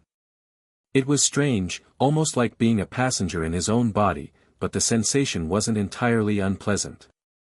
For once, knowledge came easily to him, flowing through his fingers onto the paper. When Ibiki announced the 10th and final question, with its additional stakes, fail, and you could never take the Chunin exam again, Naruto didn't hesitate. He had come too far to back down now, and the growing confidence in his new abilities steeled his resolve. To his relief, the final question was revealed to be a test of determination itself. Those who stayed, passed. Those who quit under pressure, failed. As they left the exam room, Naruto felt a strange mix of emotions. Pride in passing the first test, certainly, but also unease at how easily he had tapped into abilities that weren't truly his. The line between Naruto Uzumaki and the Lich King seemed to be blurring already, despite Itachi's binding ritual. You did well, Sasuke commented as Team 7 regrouped in the hallway. Better than I expected. Thanks for the vote of confidence, Naruto replied dryly. Sakura looked between them curiously. How did you get the answers, Naruto? I was sure you'd panic. I just heard things clearly, Naruto said carefully. Better than usual. Sasuke gave him a sharp look but said nothing. They both knew what had really happened. The second exam proctor, a fierce kunoichi named Enko Mitarashi, appeared suddenly, crashing through a window in a dramatic entrance that scattered glass across the floor. As she explained the next phase, a survival exercise in an area called the Forest of Death, Naruto felt a strange resonance with the woman's enthusiastic bloodlust. "She has touched death and returned," the Lich King observed. "Not as we have, but in her own way." The mark on her neck, a binding of sorts, though cruder than what the Uchiha performed. Naruto focused on the Jonin more carefully and noticed the small mark partially visible at the edge of her collar. It reminded him vaguely of the soul-binding mark on his own chest, though the design was completely different. "Each team will receive either a heaven or earth scroll," Enko was explaining. "To pass, you must obtain both scrolls and reach the tower at the center of the forest within 5 days. How you get the other scroll is up to you." Her grin turned predatory. "Killing is permitted." A murmur ran through the assembled genin. The stakes had just risen dramatically. "One more thing," Enko added, her expression growing serious. "You'll need to sign these waivers before participating. The village can't be held responsible for any permanent consequences." As Team 7 received their Heaven Scroll and signed the forms, Naruto felt his excitement building despite his concerns. This was a real test of their abilities, a chance to prove themselves as worthy of promotion. "Remember," Sasuke said quietly as they approached their assigned gate, "we stick together. No matter what happens." Naruto and Sakura nodded in agreement. They had survived dangerous missions before. How much worse could this forest be? The answer, as it turned out, was much worse. The Forest of Death earned its name many times over. Massive insects, poisonous plants, predatory animals twice their normal size, danger lurked in every shadow. By the end of the first day, Team 7 had established a rough camp in the hollow of an enormous tree root, taking turns standing watch. "We need a plan to get an earth scroll," Sasuke said as they huddled around a small fire, careful to keep the smoke minimal. "Wandering aimlessly is too risky." "We could set a trap near the river," Sakura suggested. "Most teams will need water eventually." Naruto nodded, but his attention was divided. Since entering the forest, he had felt a strange pull toward the center, where the tower stood. Something was there, something that resonated with the cold power inside him. "You feel it too," the Lich King confirmed. "An echo of the past. Something of mine remains in this forest, buried beneath the tower perhaps." "What is it?" Naruto thought, careful not to speak aloud and alert his teammates to the internal conversation. "A fragment of memory. Or perhaps something more tangible. It has been 1,000 years, after all. Much can be forgotten in such time, even by one such as I." "Hey, Earth," to Naruto, Sakura's voice broke through his distraction. "Are you even listening?" "Sorry," he said quickly. "Just thinking about the scroll we need." Sasuke was watching him carefully. "Is everything okay?" The subtle emphasis told Naruto that Sasuke was really asking about his condition, about the Lich King. "Fine," he assured his teammate. "Just feeling something strange about this forest." "Strange how?" Sakura asked, glancing nervously into the surrounding darkness. Before Naruto could formulate a safe answer, a tremendous gust of wind tore through their campsite, scattering the fire and separating the team members. Naruto was thrown violently backward, tumbling through underbrush and crashing against a tree trunk before rolling to a stop in a clearing he didn't recognize. Dazed, he pulled himself to his feet, immediately searching for his teammates. The forest around him was silent except for the distant sounds of wildlife. "Sasuke! Sakura," he called, but there was no response. "We are being hunted," the Lich King warned, his voice suddenly alert. This was no natural wind. Naruto pulled a kunai from his pouch, scanning the trees for any sign of movement. "Who is it? What do they want?" "Someone powerful. And they want us." The words had barely registered when a massive serpent dropped from the canopy above, its jaws open wide to swallow Naruto whole. Pure instinct took over, he leaped aside, narrowly avoiding the deadly strike, and flung his kunai at the creature's eye. The blade sank deep, drawing a hiss of pain from the giant snake. It twisted toward him again, faster than something so large should move, and Naruto found himself backed against the trunk of an enormous tree. "Use me," the Lich King urged. "My power can destroy this beast easily." "I can't," Naruto thought desperately, creating shadow clones to distract the snake. "Kakashi-sensei made me promise." "Promises mean little if you are dead." The snake struck again, dispersing 3 clones before its head crashed into the tree where Naruto had been standing moments before. Bark exploded outward, showering him with deadly splinters as he leaped higher into the branches.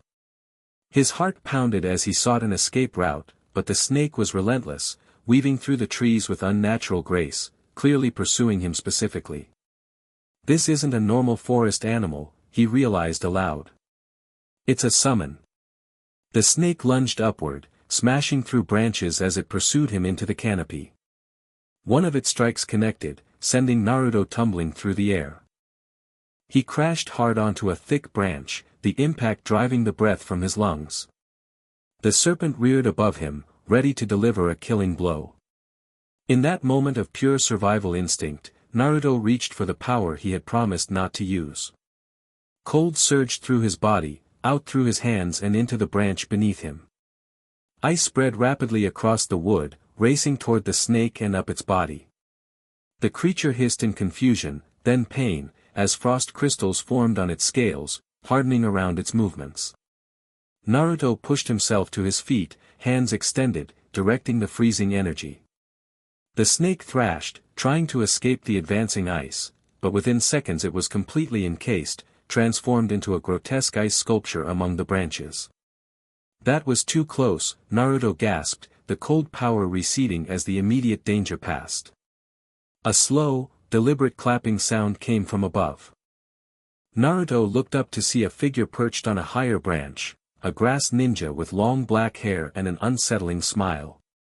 "Impressive," the ninja said, voice oddly sibilant. That was no ordinary technique. Naruto tensed, instinctively knowing this was the snake's summoner. "Who are you? What do you want?" The grass ninja tilted their head curiously. "Originally, I came seeking the last Uchiha. But you." The smile widened unnaturally. "You present a far more interesting opportunity."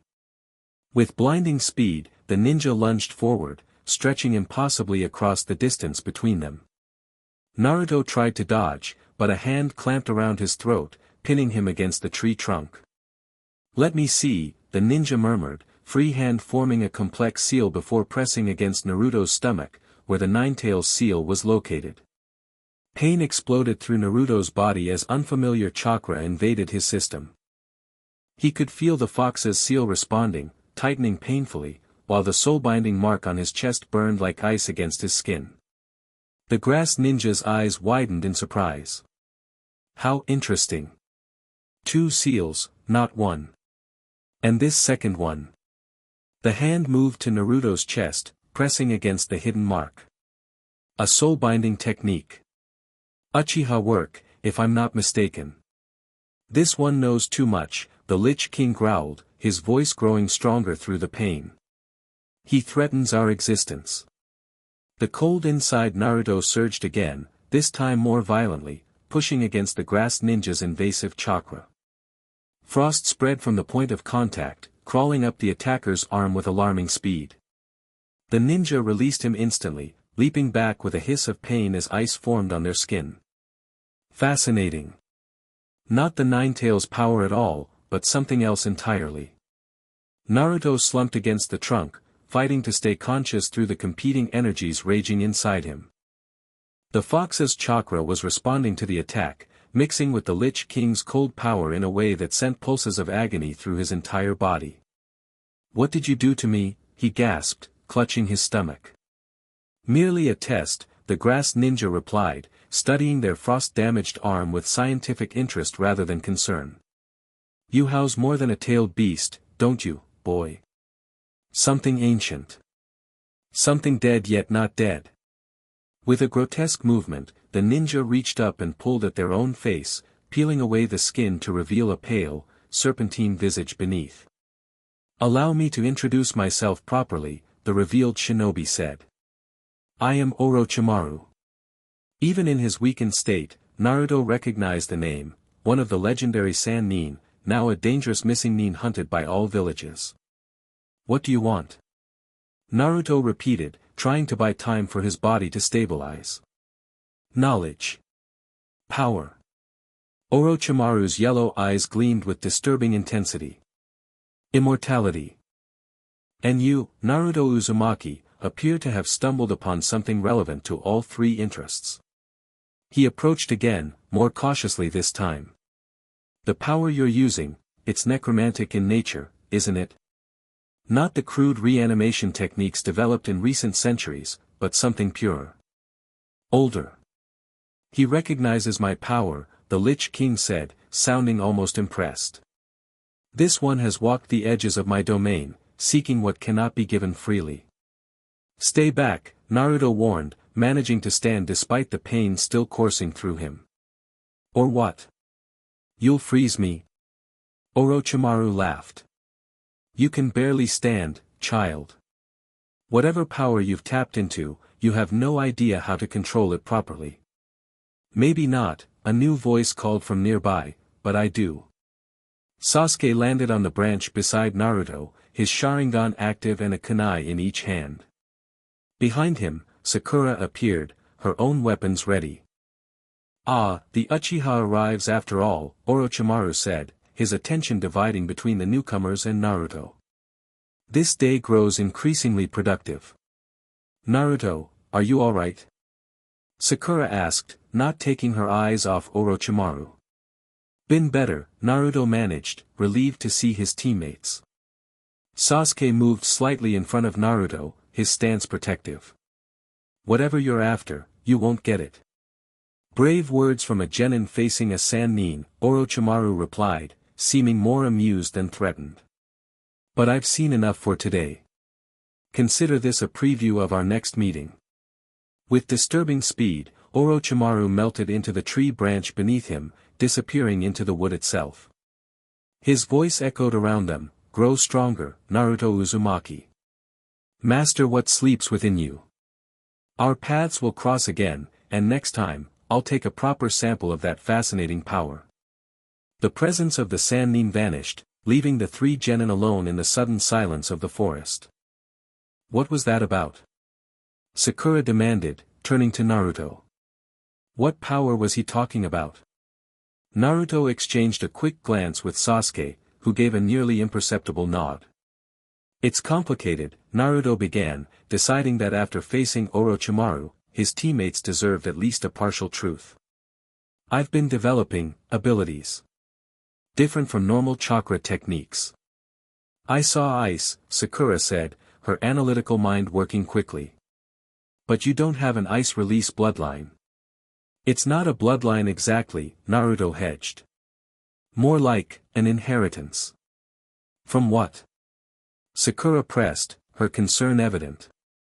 Naruto, if something's happening to you, we need to know. We're a team. Sasuke intervened before Naruto had to answer. We should move. Orochimaru might return, and we're exposed here. Sakura clearly wanted to argue, but the practical concern won out. You're right. Let's find better shelter, then we can talk. As they navigated through the forest, Naruto's attention kept returning to the center, to the tower where something waited for him. The pull was stronger now, as if awakened by his use of the Lich King's power against Orochimaru. The Sannin is dangerous, the Lich King warned. He seeks to harness death without paying its price. Such arrogance deserves correction. Is that what you did? Naruto thought back. Pay death's price. I paid everything, came the solemn reply. My humanity. My warmth. My connection to the living. In exchange for power beyond mortal understanding. Was it worth it? There was a long pause before the answer came, surprisingly reflective. For 1,000 years, I believed so. Now, experiencing life again through you, feeling friendship, loyalty, even the beginnings of love, I find myself uncertain. The admission shocked Naruto.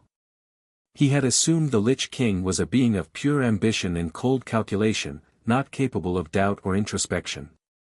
Before he could pursue this unexpected vulnerability, Sasuke signaled a halt. They had reached a small clearing dominated by the hollow trunk of a massive fallen tree, its interior large enough to serve as temporary shelter. We'll rest here, he decided. Recover our strength before continuing toward the tower. Once inside the relative safety of the hollow trunk, Sakura immediately turned her attention to Naruto. Now, explain, she demanded. What's happening to you? And don't say, nothing, or, it's complicated. Orochimaru, one of the most dangerous criminals in shinobi history, is interested in you specifically because of some power you have. We deserve to know what we're dealing with. Naruto sighed, looking to Sasuke for guidance. The Uchiha nodded slightly, giving permission to share what they had learned. I'm changing, Naruto began carefully. Something inside me is waking up. Something ancient. The Ninetales? Sakura guessed. No. Something else. Something that was dormant until recently. He hesitated, then decided to simply state it plainly, the soul of someone called the Lich King. Sakura's expression shifted from concern to confusion. The Lich King? I've never heard of any shinobi with that title. He wasn't a shinobi, Naruto explained. He lived 1,000 years ago, before the hidden villages existed. He was a necromancer. Someone who could control ice and death. And you think his soul is inside you? Like the Ninetales? Not like the fox, Naruto shook his head. The fox is sealed inside me, separate. The Lich King's soul is, merging with mine. Or it was, until Itachi performed a binding ritual to slow the process and give me more control. Sakura's eyes widened at the mention of Itachi. Sasuke's brother knows about this? Does the Hokage? No, Sasuke interjected. And we need to keep it that way, for now. Until Naruto has full control of these abilities. Sakura sat back, processing the information. So the ice you used against Orochimaru's snake, that was this Lich King's power? Naruto nodded. One of them. There are others. Less pleasant ones. And Orochimaru recognized it, she mused. That's not good. If he's interested in this power. He'll come after me again, Naruto finished grimly. I know. A tense silence fell over the group, broken only by the distant sounds of the forest. Well, Sakura finally said, her voice steadier than Naruto expected, I guess we'd better make sure you master these abilities quickly, then. If Orochimaru wants them, we can't let him get his hands on you. Naruto stared at her in surprise. You're not afraid of me? Sakura gave him a half-smile. Naruto, I've watched you eat 3-day-old ramen and use your shadow clones for ridiculous pranks. Whatever ancient soul is trying to turn you into some ice zombie king, you're still the same idiot underneath. Her expression softened. Besides, we're Team 7. We stick together, no matter what. Something warm bloomed in Naruto's chest, pushing back against the perpetual cold. His teammates, his friends, weren't abandoning him, even knowing what he was becoming. Treasure such loyalty, the Lich King advised. It is rarer than any power. For once, Naruto found himself in complete agreement with the ancient being sharing his mind. The next day brought new challenges. Team 7, still recovering from their encounter with Orochimaru, found themselves targeted by a team from the Sound Village. The attack came at dawn, catching them as they were preparing to continue toward the tower. 3 genin, a hunched figure wrapped in bandages, a spiky-haired boy with strange devices on his arms, and a kunoichi with long black hair, surrounded their shelter. "Hand over your scroll, and we might let you live," the bandaged one, apparently the leader, called out. Sasuke activated his Sharingan, quickly assessing their opponents. "Sound Village. They're working with Orochimaru." "How do you know?" Sakura whispered back. "The timing is too convenient. They arrived right after he left." Naruto felt it too, an unnatural precision to the ambush that suggested prior knowledge of their location and condition. "What's the plan?" he asked, preparing his chakra. The cold power stirred inside him, eager to be used, but he hesitated. After yesterday's display, using the Lich King's abilities would only confirm what Orochimaru suspected. Standard formation, Sasuke decided. Sakura, support. Naruto, shadow clones for distraction. I'll engage directly. The sound team attacked without further warning.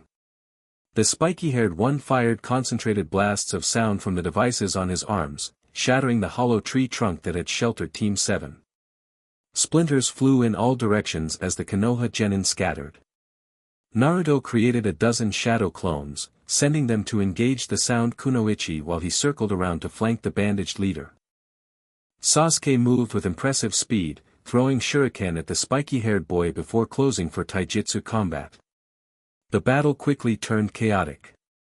The sound ninja fought with unfamiliar techniques that manipulated sound waves as weapons, disorienting Naruto's clones and disrupting Sasuke's Sharingan-assisted movements.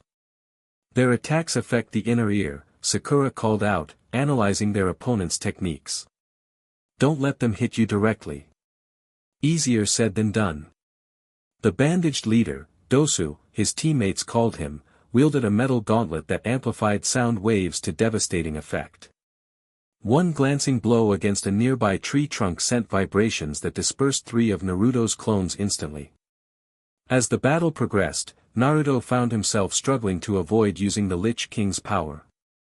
The cold energy surged with each moment of danger, pressing against his control, seeking release. "A true warrior uses every advantage," the Lich King urged. "These enemies serve the one who would steal our power. Show them the folly of such ambition." "Not yet," Naruto thought back firmly. "Not unless there's no choice." That moment of internal dialogue cost him. Dosu appeared suddenly before him, metal gauntlet swinging toward his head. Naruto dodged, but not completely. The sound wave caught him glancingly, sending him spinning to the ground as his equilibrium shattered. The world tilted sickeningly around him as Dosu approached for a finishing blow. "Naruto!" Sakura's warning came too late. The sound ninja's gauntlet was descending toward his exposed chest. Time seemed to slow. In that stretched moment, Naruto saw his options with crystal clarity: use the fox's chakra and risk losing control, use the Lich King's power and confirm Orochimaru's suspicions, or take the hit and possibly die. He chose a fourth option. Rolling aside with speed born of desperate training, Naruto avoided the direct hit but allowed the gauntlet to strike the ground beside him. As expected, the sound wave still affected him, but less severely. More importantly, it gave him the opening he needed. From his prone position, Naruto swept Dosu's legs, temporarily unbalancing the sound ninja. In that brief window, he created 5 more shadow clones that dogpiled their opponent, pinning his arms and legs. "Now, Sasuke!" Naruto called. Sasuke, who had maneuvered his own opponent into position, executed a perfect fire style, Phoenix Flower Jutsu. Multiple small fireballs streaked toward both sound ninja, forcing them to break off their attacks to dodge. The momentary advantage allowed Team 7 to regroup. Naruto's vision was still swimming from the sound attack, but he managed to stand, kunai ready. "Where's the third one?" Sakura asked suddenly, looking for the sound kunoichi. "Right here," came a voice from behind them. The female sound nin held a kunai to Sakura's throat, having somehow circled behind their formation. "Drop your weapons, or she dies." Sasuke and Naruto froze, their hard-won advantage evaporating instantly. "Kin, finish them quickly," Dosu ordered, recovering his stance. "We've wasted enough time." The kunoichi, Kin, pressed her blade closer to Sakura's throat. "Which scroll do you have? Heaven or earth?" "Heaven," Sasuke answered, slowly lowering his weapons. "Perfect," Dosu said. "Hand it over, and we'll make this quick." "Don't do it," Sakura managed despite the knife at her throat. "They're going to kill us anyway." Kin laughed. "Smart girl. But wrong choice." She moved to slice Sakura's throat, and screamed as her arms suddenly froze solid from fingertips to elbow. The kunai dropped from nerveless fingers as ice spread rapidly up her limb. All eyes turned to Naruto, who stood with one hand extended, his eyes glowing with that eerie blue-white light. "Let her go," he commanded, his voice overlaid with the deeper tones of the Lich King. The temperature around them plummeted. Frost formed on the grass and trees, spreading outward from where Naruto stood. His breath didn't fog the air, he wasn't breathing at all. Kin stumbled back from Sakura, staring in horror at her frozen arm. What is this?" "Your fear is delicious," Naruto said, the words not entirely his own. "But your life force will be more satisfying." He extended his other hand toward Dosu, and tendrils of blue energy stretched between them, connecting to the sound ninja's chest. Dosu gasped, falling to his knees as something vital began to drain from him, flowing into Naruto. The spiky-haired sound nin, Zaku, overcame his shock and aimed his sound cannons at Naruto. "Die, freak!" The sound blast hit Naruto directly, and passed through him as his body temporarily transformed into swirling frost, reforming a moment later unharmed. "Impossible," Zaku whispered, backing away in terror. "Lord Orochimaru warned us," Dosu gasped through the life-draining technique. "He said you were becoming something else." Naruto's expression remained cold, implacable. "Your master seeks power he cannot comprehend. Tell him the dead answer only to their king." He closed his fist, and Dosu collapsed completely, unconscious but alive, barely. The life energy Naruto had absorbed surged through him, healing his injuries from the sound attack and filling him with unnatural vitality. "Take your teammate and go," Naruto commanded Zaku, his voice returning somewhat to normal as he fought to reassert control. "Leave your scroll." Zaku hesitated, looking between his fallen teammates and the glowing-eyed genin before him. "Now," Naruto growled, frost spreading toward Zaku's feet. The sound ninja didn't need to be told twice. He grabbed Dosu's unconscious form, while Kin staggered to her feet, still clutching her frozen arm. "This isn't over," Zaku promised, backing away. "Lord Orochimaru will want to know about this." "I'm counting on it," Naruto replied coldly. After the sound team retreated, leaving behind an earth scroll as commanded, Naruto felt the cold power slowly receding. The glow faded from his eyes, and he became aware of his teammates staring at him with a mixture of awe and concern. "I'm sorry," he said immediately, afraid of what they must think of him now. "I didn't mean to. I just couldn't let them hurt Sakura." To his surprise, Sakura approached and hugged him fiercely.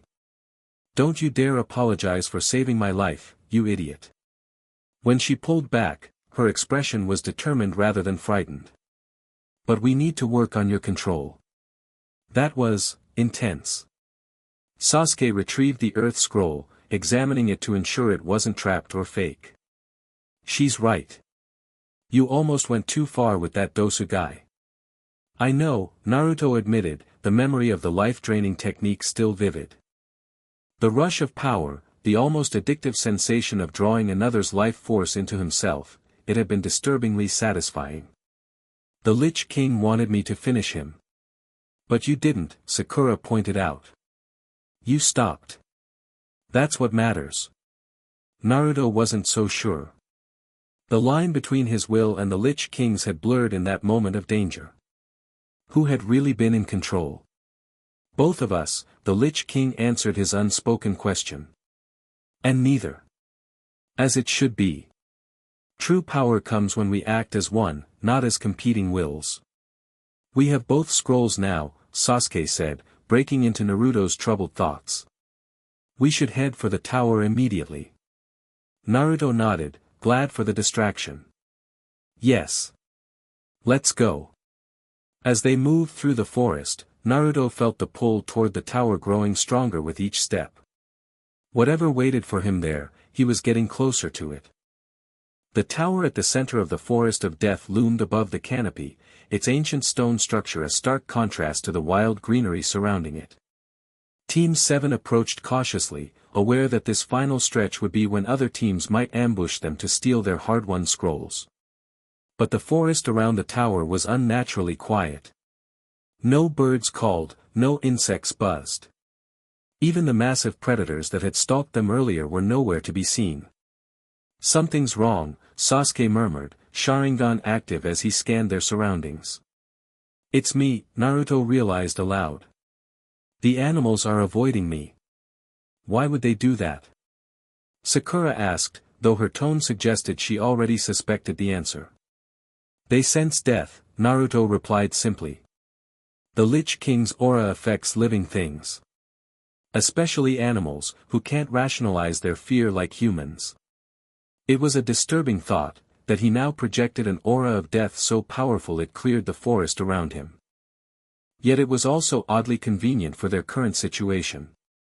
They reached the tower without incident and found their designated entrance. Inside was a simple room with an enigmatic poem on the wall, instructing them to open both scrolls simultaneously.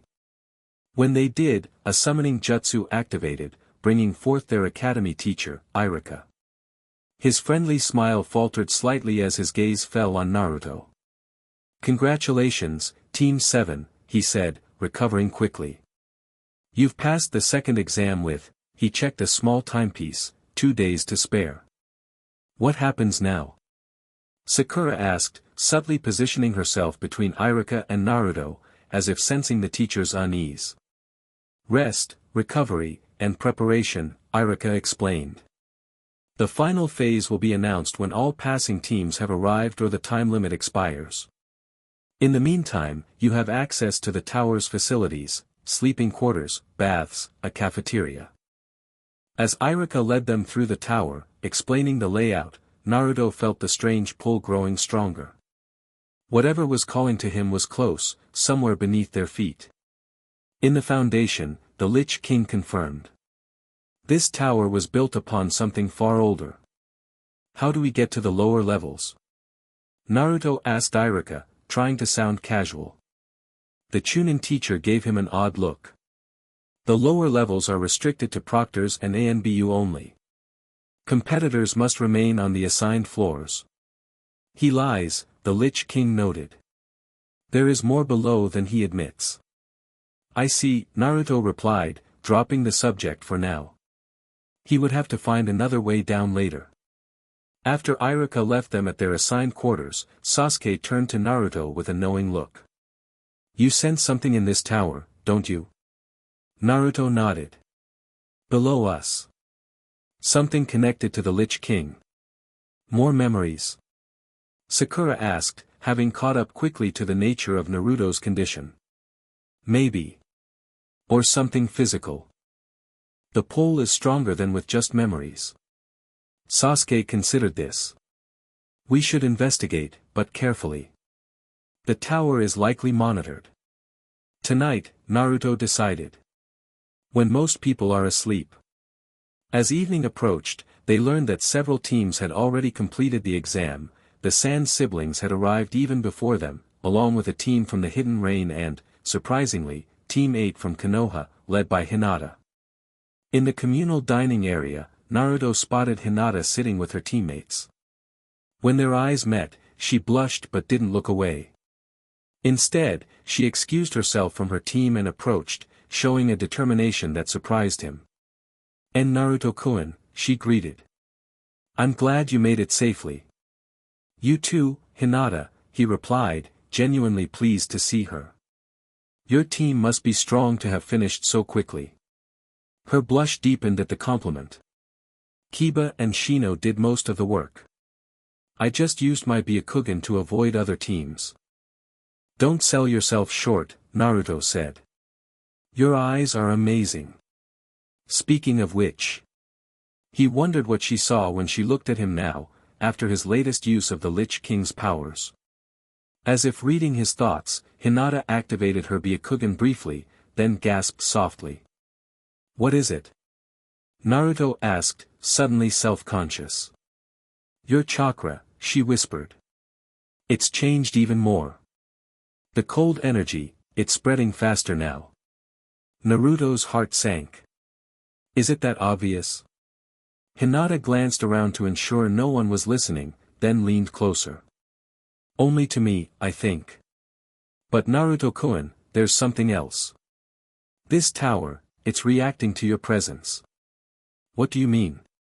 There are seals in the foundation, she explained, her Byakugan still active. Ancient ones, not like anything I've seen before. They're glowing faintly, but only when you're nearby. This was unexpected. Hinata could see what was calling to him. Can you show me where they are? Without anyone noticing. Hinata hesitated for only a moment before nodding. Tonight. Most of the proctors will be stationed at the entrances, waiting for more teams to arrive. The interior will have minimal security. Naruto smiled, impressed by her quick tactical assessment. Thank you, Hinata. This means a lot to me. I know something's happening to you, she said softly, deactivating her Byakugan. Something that scares you. I just want to help, if I can. The genuine concern in her voice touched him deeply. Unlike almost everyone else, Hinata saw his changes but wasn't afraid of them, or him. She has a pure heart, the Lich King observed. Rare in any age. Meet me outside the sleeping quarters at midnight, Naruto whispered, squeezing her hand quickly before returning to his teammates.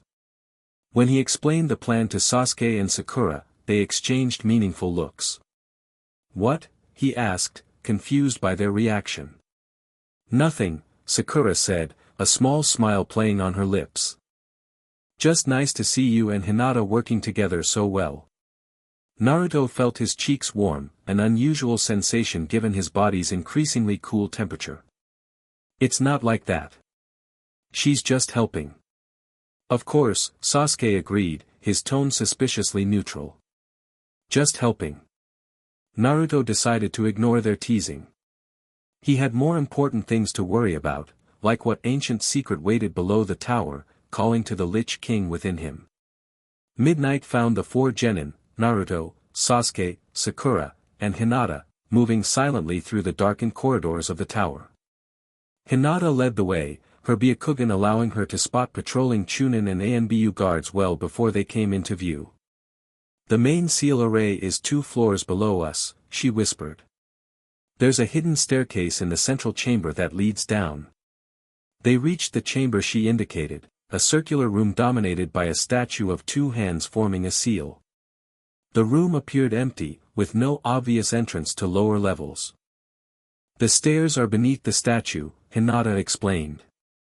There's a triggering mechanism, there. She pointed to a seemingly ordinary stone in the floor near the statue's base. Sasuke examined it with his Sharingan. Chakra sealed. It needs a specific type of chakra to activate. All eyes turned to Naruto. You think it responds to his chakra?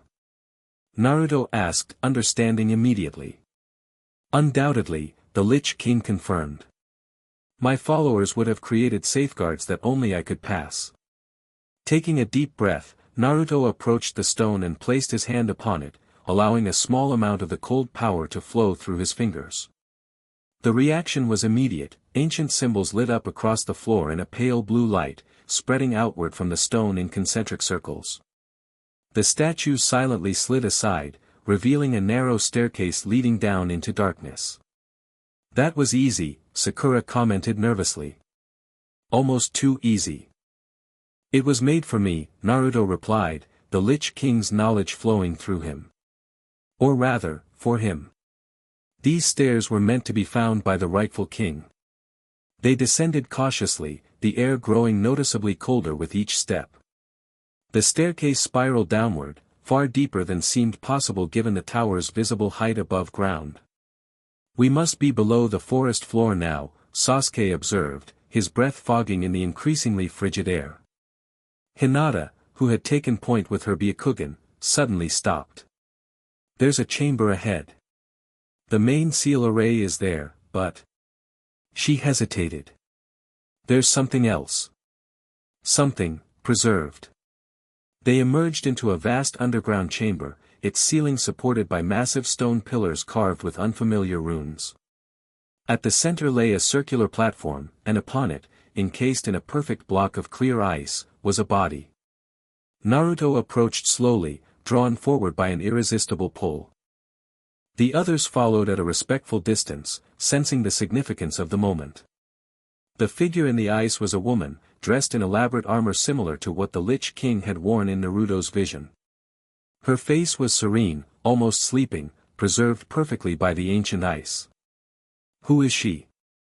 Sakura whispered, her voice echoing in the cavernous space. "My queen," the Lich King answered, his voice heavy with an emotion Naruto had never felt from him before, grief. "Sylvanas. My most loyal commander, my only true companion." "His queen," Naruto repeated aloud. "Sylvanas." As he spoke the name, the ice encasing the body pulsed with blue light. Runes carved into the platform beneath it began to glow in response, the energy flowing upward through the ice block. "Naruto, maybe you shouldn't get too close," Sakura cautioned, but he barely heard her. He felt compelled to approach, to touch the ice that had preserved the Lich King's queen for 1,000 years. As his fingers made contact with the frozen surface, memories crashed over him like a tidal wave. A battlefield, demons pouring from a rift in reality. Sylvanas, then living and warm, commanding archers against the invasion. Her fall, her resurrection as his most powerful servant. Centuries of loyal service, her undead form ever at his side. And finally, her last stand against the 9 warriors who came to end his reign. "I will find you again, my king," her voice echoed across time. "In this life or the next. What is dead may never truly die." Naruto gasped as the memories released him, stumbling back from the ice. His friends moved to support him, but froze as the ice block began to crack. Fissures spread across the perfect surface, blue light spilling from within. With a sound like breaking glass, the ice shattered completely, fragments dissolving into mist as they fell. The woman, Sylvanas, remained, suspended momentarily in the air before settling gently onto the platform. For several heartbeats, she didn't move. Then, slowly, her eyes opened. They glowed with the same blue-white light as Naruto's when he accessed the Lich King's power. "My king," she said, her voice eerily beautiful despite its otherworldly resonance. "You have returned, as was prophesied." Her gaze fixed on Naruto, studying his face with intensity. "Though not as I expected." "I'm not him," Naruto said quickly, though part of him, the Lich King part, yearned to embrace her as a long-lost companion. "Not exactly." Sylvanas rose to her feet with fluid grace, her armor clinking softly as she moved. "I see. Reincarnation, then." The prophecy spoke of this possibility. She approached, stopping just before him. "His soul within a new vessel. Yet I sense division. Incomplete integration." "Who are you?" Sasuke demanded, moving protectively closer to Naruto. "What are you?" Sylvanas turned her glowing gaze on him. "I am Sylvanas Windrunner, once High General of the Lich King's armies. Now, it seems, the last of his servants to remain." She looked around the chamber. 1,000 years have passed. The world above must be much changed. "It is," Naruto confirmed. "The Lich King's kingdom is gone. Most people don't even remember it existed." A flicker of emotion crossed her face, sorrow, perhaps, or anger. "Yet you carry his soul. The cycle begins anew, as it must." What cycle? Sakura asked, her curiosity overcoming her caution. Death's dominion rises, falls, and rises again, Sylvanas explained. It is the way of all things. The living forget, but the dead remember. She returned her attention to Naruto. You have awakened me for a purpose, young king. What would you have of your servant? Naruto hesitated, uncertain how to respond. This woman, this undead general, clearly expected him to command her as the Lich King would have. But he wasn't ready for that responsibility, that power over another being. I didn't know you were here, he admitted honestly. I felt something calling to me, but I didn't know what. The binding between king and general transcends death, Sylvanas said simply. My essence called to yours, as it was meant to. Hinata, who had been watching silently with her Byakugan active, suddenly spoke up. She's not alive, she said softly. But not exactly dead either. Her chakra network is, preserved, but powered by something else. Death magic, Sylvanas confirmed, examining Hinata with new interest. Those eyes, they see beyond the veil. Fascinating. Can you help Naruto? Sasuke asked directly. He's struggling to control these new powers. Sylvanas considered this. I can guide him, yes. But only if he accepts what he is becoming. She turned back to Naruto. The question, young king, is whether you truly wish to master death's dominion, or merely contain it. It was a profound question, one Naruto hadn't fully confronted until now. Did he want to simply control these powers enough to prevent them from hurting others?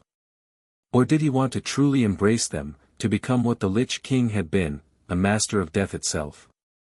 Before he could answer, a voice called from the stairway behind them. I wouldn't advise taking guidance from the undead, Naruto-kun. Their perspective tends to be biased. All five figures turned to see Kabuto standing at the chamber entrance, his glasses reflecting the blue light from the runes. Kabuto? Sakura said in confusion. What are you doing here? Following a hunch, the older genin replied, approaching casually.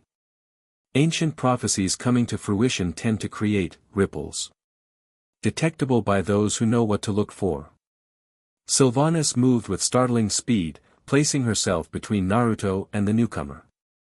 This one reeks of serpents and false life, she hissed, her hand moving to a sword at her hip that hadn't been visible before. He serves another master. Perceptive, Kabuto acknowledged with a small bow. As expected of the Banshee Queen. The use of that title, one Naruto somehow knew was significant, confirmed what Sylvanas had sensed. Kabuto was more than he appeared. You're working with Orochimaru, Naruto realized aloud. Working with this suggests a partnership of equals, Kabuto corrected mildly. I serve Lord Orochimaru's interests, just as the lady before you once served the Lich King. His smile turned calculating. Though perhaps serve isn't quite the right word in either case. Devoted, might be more accurate. Bound, more accurate still. What do you want? Sasuke demanded. Merely to observe, for now, Kabuto replied. Lord Orochimaru will be fascinated to learn of this development.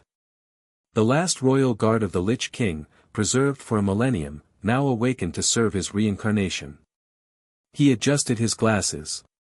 The Chunin exams have become far more interesting than anticipated. You will not speak of this, Sylvanas warned, her voice taking on a haunting, multi-layered quality that sent chills through everyone present. Or your soul will feed my blade before dawn. Bold threats from one who has just awakened to a world she doesn't understand, Kabuto replied, unperturbed. Do you even know what shinobi are, Lady Windrunner? How chakra differs from your ancient magic?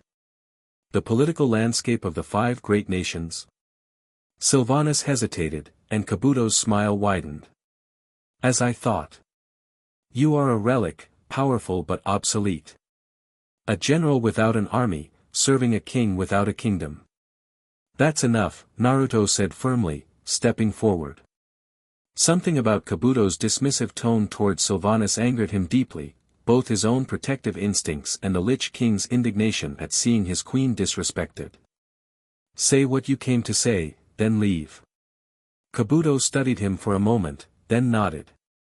Very well. A message from Lord Orochimaru. He extends an invitation to discuss your unique situation. He believes he can offer resources and knowledge that Konoha cannot or will not provide regarding your transformation. Why would I trust him? Naruto asked skeptically. Because unlike Konoha, he doesn't fear what you're becoming, Kabuto answered simply. The third Hokage, the elders, even your precious comrades, once they fully understand what the Lich King was, what powers you're developing, they will seek to control or destroy you. His gaze flicked to Sylvanas. As they would her, without hesitation. The word struck uncomfortably close to Naruto's own fears. He knew that if the full truth of his condition became widely known, many in Konoha would indeed see him as an even greater threat than the Ninetales. I'm not interested, Naruto said finally. Tell Orochimaru to find someone else to experiment on. Kabuto sighed as if disappointed. As you wish. But the offer remains open. He turned to leave, then paused. Oh, and congratulations on advancing to the preliminary matches. They begin tomorrow morning. I look forward to seeing how you perform, especially if you're paired against me. With that ominous statement, he ascended the stairs and disappeared from view. He must be reported, Sylvanas stated once Kabuto was gone. Servants of serpents cannot be trusted. And who would we report him to? Sakura asked practically. We're not supposed to be down here, and we certainly can't explain your presence. She's right, Sasuke agreed. For now, we should return to our quarters before anyone else discovers us. Naruto looked at Sylvanas uncertainly. What about you? I can't just leave you here. I have remained in this chamber for 1,000 years, she replied with a hint of amusement. A few more days will make little difference. Go, prepare for your matches. When the time is right, I will find you. How will you know where I am? The binding between us transcends physical distance, she explained. I will always be able to find you, young king. The casual confirmation that she was mystically bound to him was unsettling, but Naruto nodded acceptance. We'll come back when we can. As they turned to leave, Sylvanas called after him, remember who you are becoming, Naruto Uzumaki. The living fear death because they do not understand it. You are being given a rare gift, the chance to stand between worlds, to know both life and death intimately. Do not reject it out of fear or others' expectations. Her words followed him up the staircase, echoing in his mind long after they had returned to their quarters. The preliminaries were announced the next morning, as Kabuto had predicted. With too many teams passing the second exam, elimination matches would determine who advanced to the final tournament. The remaining candidates gathered in a large arena within the tower, where an electronic board would randomly select pairs for one-on-one combat. As the Hokage and proctors explained the rules, Naruto found his attention wandering. The events of the previous night, finding Sylvanas, confronting Kabuto, had left him with much to consider. And beneath it all, the pull of the chamber below remained, a constant reminder of what waited in the darkness. She speaks truth, the Lich King commented. What you are becoming is neither curse nor blessing, but transformation. Evolution beyond the limits of mortality. I'm not ready to leave mortality behind, Naruto thought back. I've barely lived yet. That is why my soul chose you, young, vibrant, filled with potential. Together, we will create something new. Not the cold tyrant I became, nor the impulsive child you were, but a balanced being who understands both life and death. The idea was appealing in its way. Balance between the warmth of humanity and the cold power of death. Between Naruto Uzumaki and the Lich King. But could such balance truly exist? Or would one inevitably consume the other? His troubled thoughts were interrupted as the electronic board began to cycle through names for the first match. Hyuga Hinata vs Hyuga Niji. Naruto's attention snapped back to the present. Hinata, kind and gentle Hinata, pitted against her cousin, a prodigy known for his ruthlessness and his resentment of the Hyuga main branch. No, he whispered, genuine concern flooding through him. Not this matchup. Beside him, Sakura touched his arm lightly. She's stronger than she looks, Naruto. Have faith in her. But as the cousins faced each other in the arena below, the difference in their confidence was painfully obvious. Niji radiating cold certainty, Hinata barely able to meet his gaze. The match began with Niji's psychological attack, cruel words designed to break Hinata's will before their bodies ever clashed. He spoke of fate, of the impossibility of change, of her inherent weakness as decreed by destiny. With each word, Naruto felt his anger growing. Not the cold rage of the Lich King, but his own hot, protective fury at seeing someone he cared about being torn down. Don't listen to him, Hinata, he shouted suddenly, his voice echoing in the arena. You can change. You've shown me that people can change. All eyes turned to him, but he didn't care. Show him what you're made of. I believe in you. Something in Hinata's posture shifted at his words. Her shoulders straightened, her hands steadied as she assumed the gentle fist stance. And when she activated her Byakugan, there was a determination in her eyes that hadn't been there before. The fight that followed was brutal but beautiful. Hinata fought with more skill and courage than anyone had expected, landing several solid hits that clearly surprised Niji.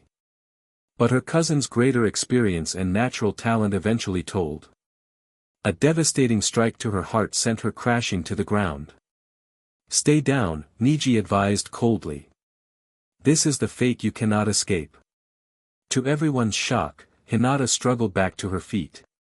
Blood trickled from her mouth, her breathing labored from internal injuries, yet still she raised her hands in the gentle fist stance. I won't go back on my word, she gasped. That's my ninja way too. Her eyes found Naruto's briefly, and in that moment he understood, she was fighting for more than victory. She was fighting to prove that people could change, could grow beyond their limitations. Just as she believed he could master what he was becoming. Niji attacked again, his patience exhausted by her defiance. This time, his strike was aimed not merely to defeat but to destroy. What happened next occurred so quickly that few could follow it.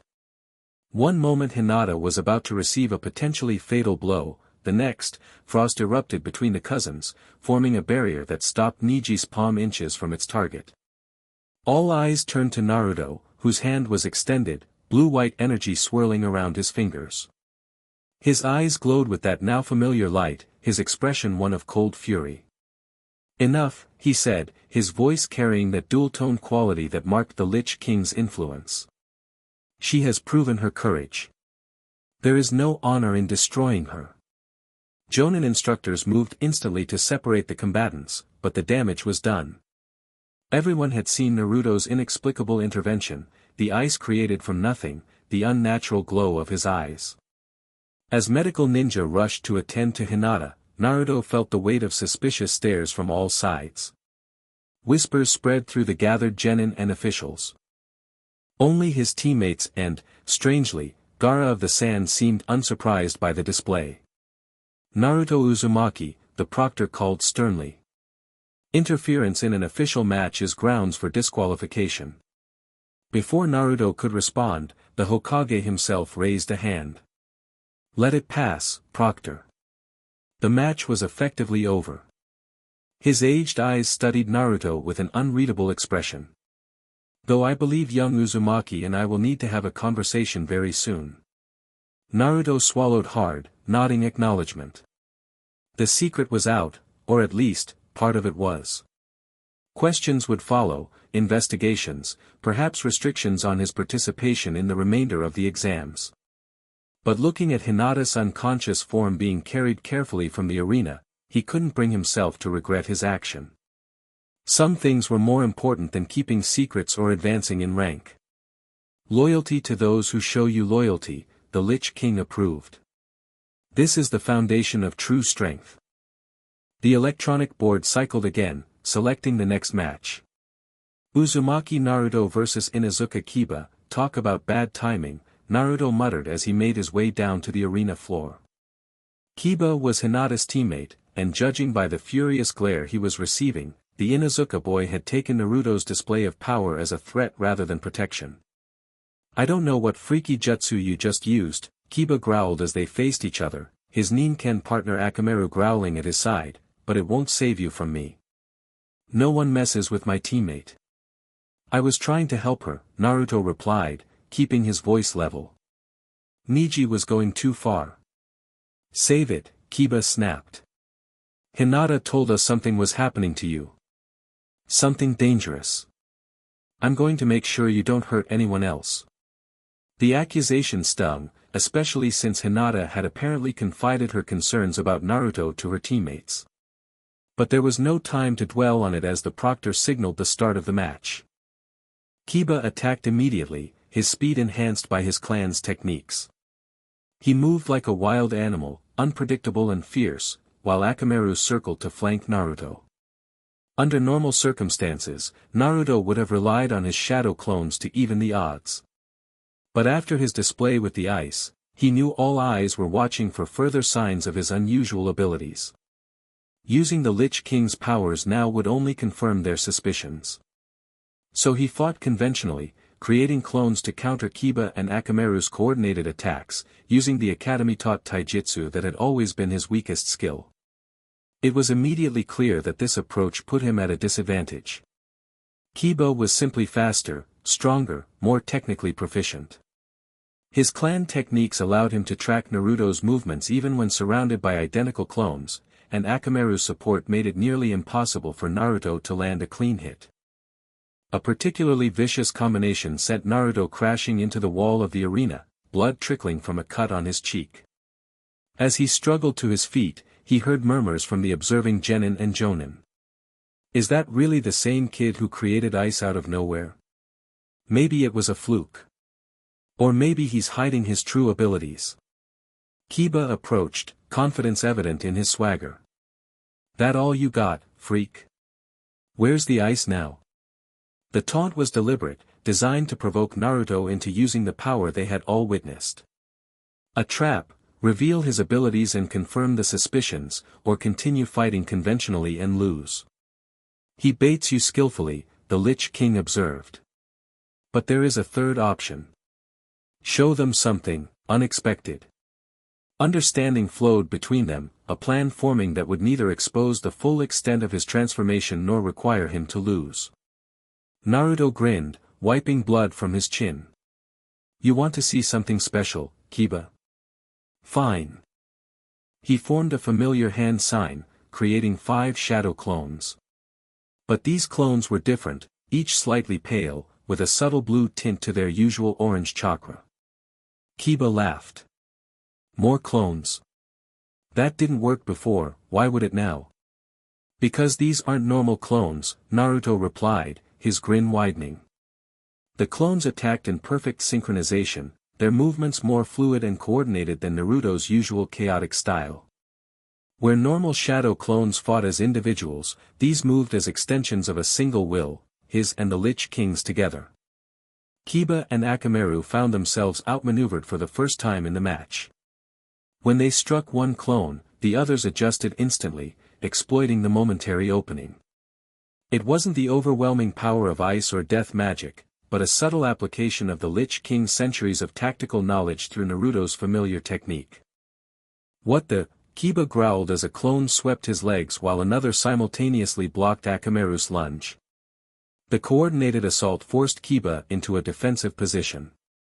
He activated his clan's signature technique, for legs jutsu, enhancing his already formidable physical abilities.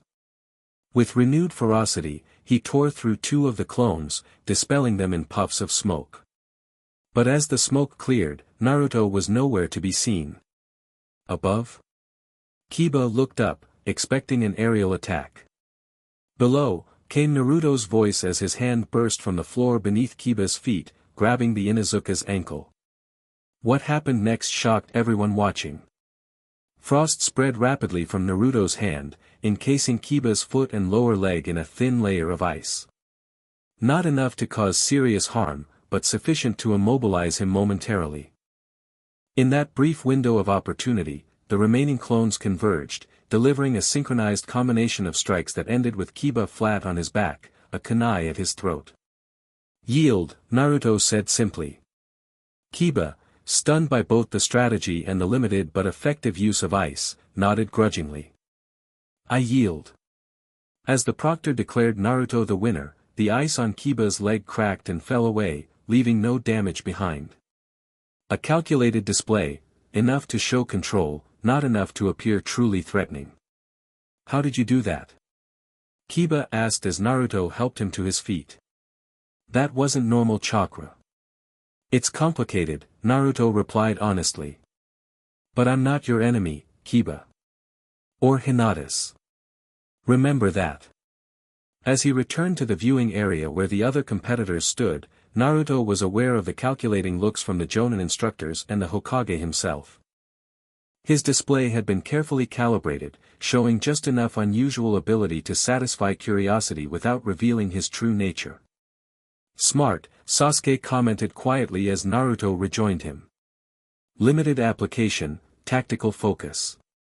They'll think it's some kind of bloodline awakening." That was the idea, Naruto agreed, relieved that his strategy had worked. "Though I doubt it will satisfy everyone for long." His gaze drifted to where the Hokage stood in conversation with several ANBU. The old man's expression was troubled, his eyes occasionally moving to Naruto with undisguised concern. The remaining preliminary matches proceeded without incident, though Naruto paid special attention to Gaara's fight.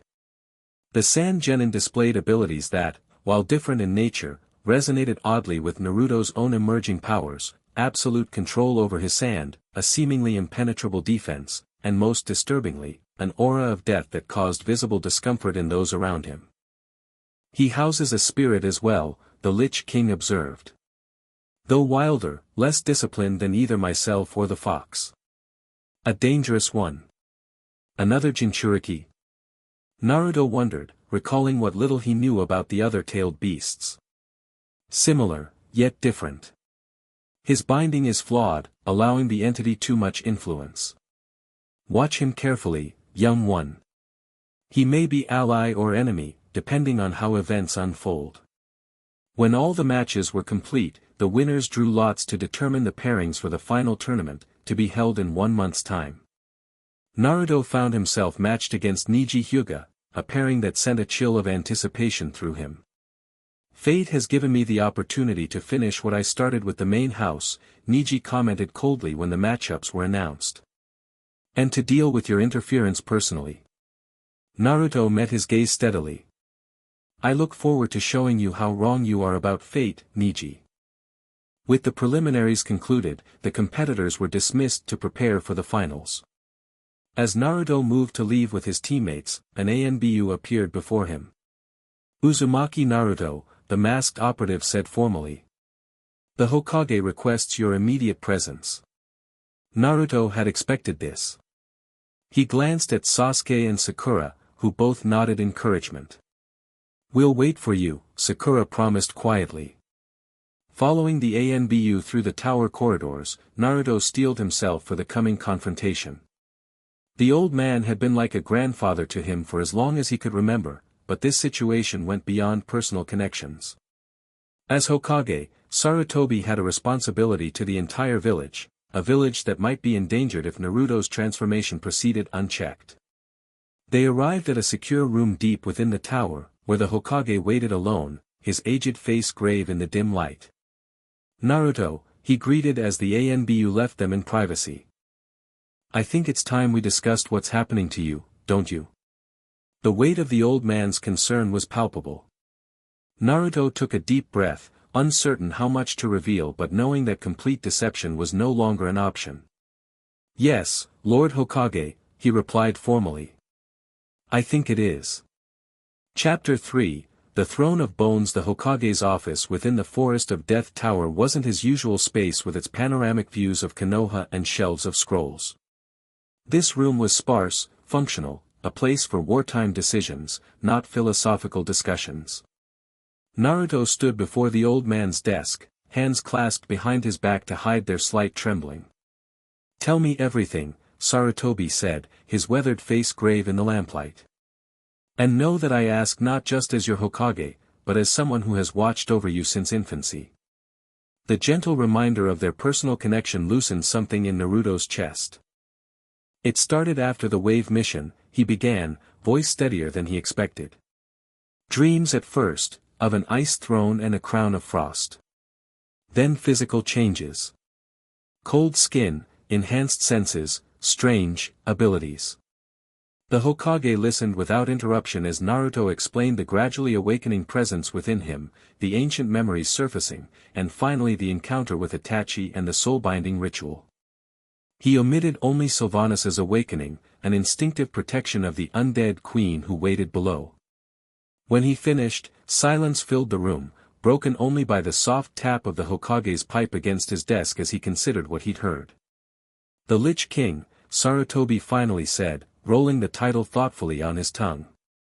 "I've encountered references in certain forbidden scrolls, a ruler from the Age of Darkness who mastered death itself." His eyes sharpened. "You believe his soul is merging with yours?" "Yes." The binding slowed the process, but didn't stop it. "And the Nine Tails?" Naruto touched his stomach where the fox's seal lay. "Angry. Cautious. The fox and the Lich King don't exactly get along, but they're both part of me now." Sarutobi rose, moving to a small window that overlooked the forest. For a long moment he stared into the darkness, shoulders bearing the weight of decades of difficult decisions. "I have failed you, Naruto," he said finally. "When the fourth sealed the nine tails within you, I believed that was burden enough for any child. I never considered that the seal might attract other entities." "You couldn't have known," Naruto offered. "Perhaps not. But as Hokage, I should have been more vigilant." He turned, his expression resolute. "The question now is what to do. These abilities you're developing, the ice manipulation, life force absorption, they're powerful but dangerous. And if Orochimaru has taken interest, I can control it," Naruto insisted. "That's what I showed in the match against Kiba, restraint, not just power." The Hokage studied him, as if seeing beneath the surface to the changes taking place within. "And when the transformation is complete? What then? Will you still be Naruto Uzumaki, or something else entirely?" The question hit like a physical blow. It was the fear that haunted Naruto's every quiet moment, that someday he would look in the mirror and no longer recognize himself. "Tell him the truth," the Lich King's voice advised. "That we are becoming something new, neither fully you nor fully me." "I don't know," Naruto admitted softly. "But I'm fighting to stay myself, even as I change. To keep my dream, my precious people, my humanity." Something in the Hokage's expression softened. He returned to his desk, resuming his seat with a weary sigh.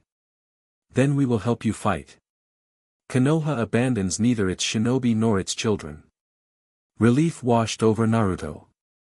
"You're not going to lock me up? Would that solve anything?" Sarutobi asked with a wry smile. The transformation would continue, only now with resentment added to the mix. He shook his head. "No, I think a different approach is needed." From a drawer, he withdrew a small scroll sealed with the Hokage's personal mark. "This grants you access to the sealed archives, specifically, the pre-shinobi historical records. If answers about the Lich King exist in Konoha, they'll be there." Naruto accepted the scroll with reverence. "Thank you, old man. Additionally, I'm assigning Kakashi to oversee your training for the finals. He'll help you develop control over these emerging abilities." The Hokage's expression turned serious again. "But understand this, Naruto, if at any point you feel yourself losing the battle for control, you must come to me immediately. The safety of the village must come first." "I understand." Sarutobi nodded, seemingly satisfied. "Good. Now, one more matter, Orochimaru's interest in you. Naruto tensed. Kabuto approached me. Said Orochimaru wanted to discuss my unique situation. As I feared. My former student has always been drawn to unusual power, especially anything connected to immortality. The old man's eyes clouded with regret. Be extremely cautious, Naruto.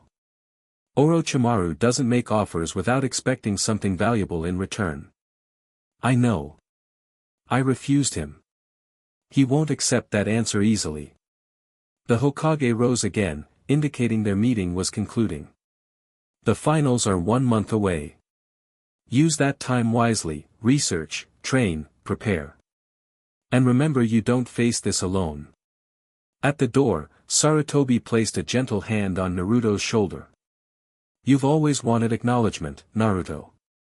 Be careful what form it takes. Power that sets you apart can become very lonely indeed. The words echoed in Naruto's mind as he left, carrying wisdom from a leader who had spent a lifetime balancing power and humanity. Outside the tower, dawn was breaking over the forest of death. Teams that had failed the exam were being escorted out, while the finalists received instructions for the coming month. Naruto found Sasuke and Sakura waiting anxiously near the exit. How bad? Sasuke asked immediately. Better than expected, Naruto replied, showing them the scroll. He's giving me access to restricted records on pre-shinobi history. And Kakashi-sensei will be training me for the finals. Relief crossed both their faces. So no ANBU prison or anything, Sakura said, only half joking. Not yet, anyway. Naruto tried to smile, but exhaustion was catching up to him. Between the preliminary matches, discovering Sylvanas, and the meeting with the Hokage, he'd had no rest in nearly 24 hours. Sasuke noticed immediately. You need sleep. Let's get back to the village. As they walked through the forest toward Konoha's gates, Naruto felt that now familiar pull from below, Sylvanas, waiting in her ancient chamber. What would happen to her now? Could she adapt to this new world after 1,000 years of frozen sleep? Would she even want to? She will find us when the time is right, the Lich King assured him. The queen is nothing if not resourceful. The thought was both comforting and unsettling. An undead warrior queen bound to him by magic older than the 5 great nations themselves, just one more complication in his increasingly complicated existence. At the village gates, they parted ways, Sasuke to the Uchiha compound, Sakura to report to her parents, and Naruto to his empty apartment. The streets were quieter than usual, early morning mist shrouding the buildings in dreamlike uncertainty. Inside his small home, Naruto collapsed onto his bed without bothering to undress. Sleep claimed him instantly, pulling him down into dreams that were no longer just dreams but memories of another life, battles across frozen landscapes, armies of the dead marching beneath a sunless sky, and always, the weight of a crown of frost upon his brow. The month of preparation passed in a blur of training, research, and increasingly disturbing transformations. Each morning, Naruto would check his reflection, cataloging the changes, skin growing paler, eyes taking on an unnatural blue luminescence, fingernails hardening into something resembling claws. Physical changes weren't the only concern. His chakra was evolving too, the normal blue energy increasingly streaked with white-blue frost patterns. Controlling it became more difficult as the power grew, requiring ever more focus to prevent ice from forming whenever he molded chakra. Kakashi approached this training with his usual outward nonchalance, but Naruto could sense his teacher's underlying concern. The key, Kakashi explained during one session, is integration rather than suppression. Don't fight the cold energy, direct it. They stood in a remote training ground, far from curious eyes. Around them, trees bore scars of ice damage from previous attempts at control. I'm trying, Naruto said, frustration evident as frost spread unintentionally from his feet. But it has a mind of its own sometimes. Not its own mind, the Lich King's, Kakashi corrected gently. Try communicating with him directly. Work together rather than against each other. It was sound advice, but difficult to implement. The Lich King's presence in Naruto's mind had grown stronger, his thoughts and Naruto's increasingly intertwined. Sometimes Naruto would find himself speaking with the ancient being's formal cadence or standing motionless for minutes, lost in thousand-year-old memories. The Jonin speaks wisdom, the Lich King acknowledged during one such training session. Our power grows strongest when our wills align. And when they don't? Naruto asked aloud, having given up pretending these were internal conversations when around Kakashi. Then conflict. Wasted energy. Weakness when we should be strong. Kakashi observed these exchanges with analytical interest. It's like watching someone develop a Kekkei Genkai in real time, he commented once. Fascinating, if somewhat concerning. Between training sessions, Naruto spent hours in the sealed archives, researching the Age of Darkness and any mentions of the Lich King. The records were fragmented, many written in languages so ancient they required special translation scrolls, but gradually a clearer picture emerged. The Lich King had indeed ruled a vast northern empire a millennium ago. His power had stemmed from ancient rituals that bound his soul to the realm of death, allowing him to command the fallen and manipulate the cold energies of the void. Most importantly, several texts confirmed what Naruto already suspected: the Lich King had developed his powers gradually over decades, suggesting that Naruto's own transformation might have stages yet to come. One scroll in particular caught his attention, a faded account of the final battle against the Lich King. 9 warriors, each channeling a different elemental power, had fought their way to his ice throne. Unable to destroy him completely, they had performed a complex sealing ritual that separated his soul from his source of power.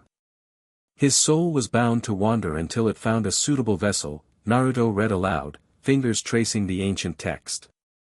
While his crown and blade were hidden in separate locations, their power dormant until reunited with their true master. My crown and Frostmourne, the Lich King confirmed, a note of yearning in his mental voice. Artifacts of immense power. With them, our transformation would be complete. And that's exactly why we're not looking for them, Naruto muttered, closing the scroll firmly. The research yielded another significant discovery, an ancient map showing the original boundaries of the Lich King's empire. To Naruto's shock, Konoha itself stood near what had once been the southern frontier of that forgotten kingdom. The Forest of Death, it seemed, had once contained an important outpost, explaining the preserved chamber beneath the tower and Sylvanas's presence there. Speaking of Sylvanas, Naruto hadn't returned to the chamber since the preliminaries, though he often felt her presence at the edge of his awareness, watching, waiting, somehow navigating the modern world unseen. Occasionally at night, he would spot a silhouette on a distant rooftop, gone when he looked again. She was respecting his space while remaining close enough to respond if needed. His most surprising visitor during the training month came one evening as he was practicing chakra control exercises in his apartment. A soft tap at his window revealed Hinata, perched nervously on the narrow sill. "Hinata," he said in surprise, quickly letting her in. "What are you doing here? Should you even be out of the hospital?" She had recovered from her match with Niji, but the internal damage had been severe. Her movements were still careful, deliberate. "I was released yesterday," she said, her voice soft but steady. "I wanted to thank you for what you did during the match." "I got you disqualified," Naruto pointed out ruefully. "You saved my life," she countered with unusual firmness. "Niji's last strike would have caused permanent damage to my heart." The medical ninja confirmed it. The revelation sent a chill through Naruto that had nothing to do with the Lich King. "He really was trying to kill you." "Not kill. Just ensure I couldn't continue as a shinobi." Hinata looked down at her hands. The Branch family's resentment runs deep. They sat at Naruto's small table, an uncomfortable silence stretching between them. Finally, Hinata gathered her courage. "Kiba told me what he said to you during your match," she said. "About me telling them something dangerous was happening to you. I wanted you to know, I never said it that way. I only told them I was worried about changes you were going through." Relief washed over him. I wondered about that. I would never betray your confidence, Naruto-kun. Her pale eyes met his, unflinching despite the increasingly unnatural glow in his own. Whatever you're becoming. I'm not afraid of it. Or you. The simple statement touched something deep within him. In a world where even his closest friends occasionally looked at him with wariness, Hinata's unconditional acceptance felt like a lifeline to his humanity. Why, he asked, genuinely curious. Why aren't you afraid? Everyone else is, at least a little. She considered the question seriously. Because I've watched you for years, she admitted, a faint blush coloring her cheeks. I've seen your heart. Your determination to protect others, to prove yourself.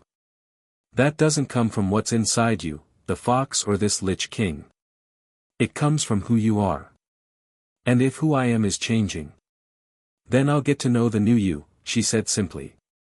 Just as I got to know the old one. Something stirred in Naruto's chest, warmer than anything he'd felt in weeks, pushing back against the perpetual cold that had settled around his heart. On impulse, he reached across the table and took her hand. Hinata's eyes widened at the contact, but she didn't pull away despite the unnatural coolness of his skin. Thank you, he said softly. For seeing me. They talked for hours after that, about everything and nothing, her recovery, his training, the upcoming finals. When she finally left, promising to watch his match against Neji, Naruto felt more human than he had in weeks. The Hyuga girl grounds you, the Lich King observed, his tone contemplative rather than dismissive. Her warmth balances our cold. This is, useful. She's not useful, Naruto corrected, irritated by the calculating assessment. She's precious to me. All the more reason to protect her when the time comes. And it will come soon, young one. The serpent moves in shadow, preparing his strike. The warning sent a chill down Naruto's spine. Throughout the month, rumors had circulated of unusual activity around Konoha's borders, sightings of sound ninja, unexplained disappearances of border patrols. Something was building, a tension that even civilians could feel. As the day of the finals approached, Naruto intensified his training, pushing the limits of his new abilities while struggling to maintain control. The Hokage's words echoed in his mind, power that sets you apart can become very lonely indeed. He was determined to prove the old man wrong, to show that he could master these abilities without losing himself or his connections to others.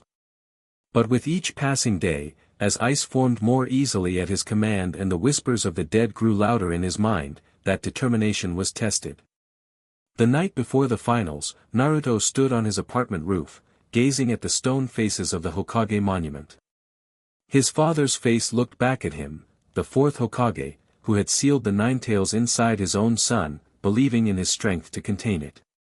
What would you think of me now? Naruto wondered aloud. Containing not just the fox, but the soul of an ancient necromancer king? He would be proud, came a voice from behind him. Naruto turned to find Sylvanas standing there, her ethereal beauty unchanged since their meeting beneath the tower. She had abandoned her ancient armor for modern clothing, black pants and a hooded cloak that concealed her glowing eyes from casual observation. How can you know that? Naruto asked, not bothering to question how she had found him or why she had chosen tonight to appear. Because any father would be proud of a son who fights to protect others, even at great personal cost. She moved to stand beside him, gazing at the monument. Your village reveres its dead leaders. Interesting custom. We honor their memory, Naruto explained. Their sacrifice. Honor. Sacrifice. Sylvanas tested the words as if reacquainting herself with forgotten concepts. Yes, I remember such things. Before death. Before service. Naruto studied her profile, curious about this being who had waited a millennium for the Lich King's return. What was he like? Before he became, what he was. Sylvanas turned to him, surprise evident in her glowing eyes. He never told you in your shared memories. He shows me conquests, power, armies of the dead. Never, before. Something like sadness passed across her features. He was a protector once. A healer, ironically enough. When the Great Plague came, he sought power to save his people. But the power he found carried a price he didn't understand until it was too late. The revelation stunned Naruto. The cold, calculating presence in his mind had once been a healer. Someone who sought power to protect rather than dominate. Some truths are too painful to relive, the Lich King's voice whispered, uncharacteristically subdued. Even for me. Tomorrow the finals begin, Sylvanas said, changing the subject. The serpent will make his move. Orochimaru. How do you know? I have walked your village unseen for weeks. I have listened in shadows where none thought to look. The sound and sand prepare for war, guided by the serpent's fangs. Alarm coursed through Naruto. We need to warn the Hokage. He knows already, Sylvanas assured him. Your ANBU are not entirely incompetent. Preparations are being made. But they underestimate the serpent's reach. What should I do? Sylvanas's gaze intensified. Be ready to embrace what you are becoming, young king. Tomorrow may require more than shadow clones and academy jutsu. I won't lose control, Naruto insisted. I won't become a monster just to gain power. Not a monster, she corrected firmly. A ruler. There is a difference, though both may seem terrifying to those who don't understand. Before he could respond, she stepped backward into shadow, her form dissolving into mist. Until tomorrow, young king. Remember, in death's service lies life's protection. Naruto remained on the rooftop long after she departed, watching as lights across Konoha dimmed one by one. Tomorrow would test not just his skills as a shinobi, but his very identity. The finals, Niji, Orochimaru's mysterious plans, all would demand everything he had. Including, perhaps, powers he still feared to fully embrace. The stadium was packed to capacity, civilians and shinobi alike crowding the stands to witness the Chunin exam finals. Dignitaries from across the 5 nations occupied the special viewing boxes, including the Kazekage, seated beside the Hokage in the position of honor. In the competitors' waiting area, Naruto stood apart from the others, aware of the wary glances thrown his way. His appearance had changed noticeably in the past month, pale skin, eyes with that unnerving luminescence, an aura of cold that seemed to surround him like an invisible cloak. Only Shikamaru approached, his usual bored expression betrayed by sharp, observant eyes. You look like you're expecting more than just tournament matches today. Naruto appreciated the Nara's directness. Keep your eyes open, he advised quietly. Something's coming. Shikamaru nodded, asking no further questions. His tactical mind was already processing contingencies, judging by the calculating look that crossed his face. Genma, the jonin serving as proctor, called the finalists to the arena floor for introductions. The crowd roared as they entered, 8 genin from various villages, survivors of the Forest of Death and the preliminary matches. Naruto scanned the audience, quickly locating familiar faces. Sakura sat with Ino and Choji, waving enthusiastically when she caught his eye. Kakashi and Guy stood at the back, seemingly casual but positioned for optimal viewing of both the arena and the surrounding area. And there, Hinata, seated with her father and sister, offering a small, encouraging smile. He didn't spot Sasuke, which was concerning. His teammate was scheduled to fight Gaara in the 3rd match but hadn't yet arrived. The Uchiha plays a dangerous game with his timing, the Lich King commented.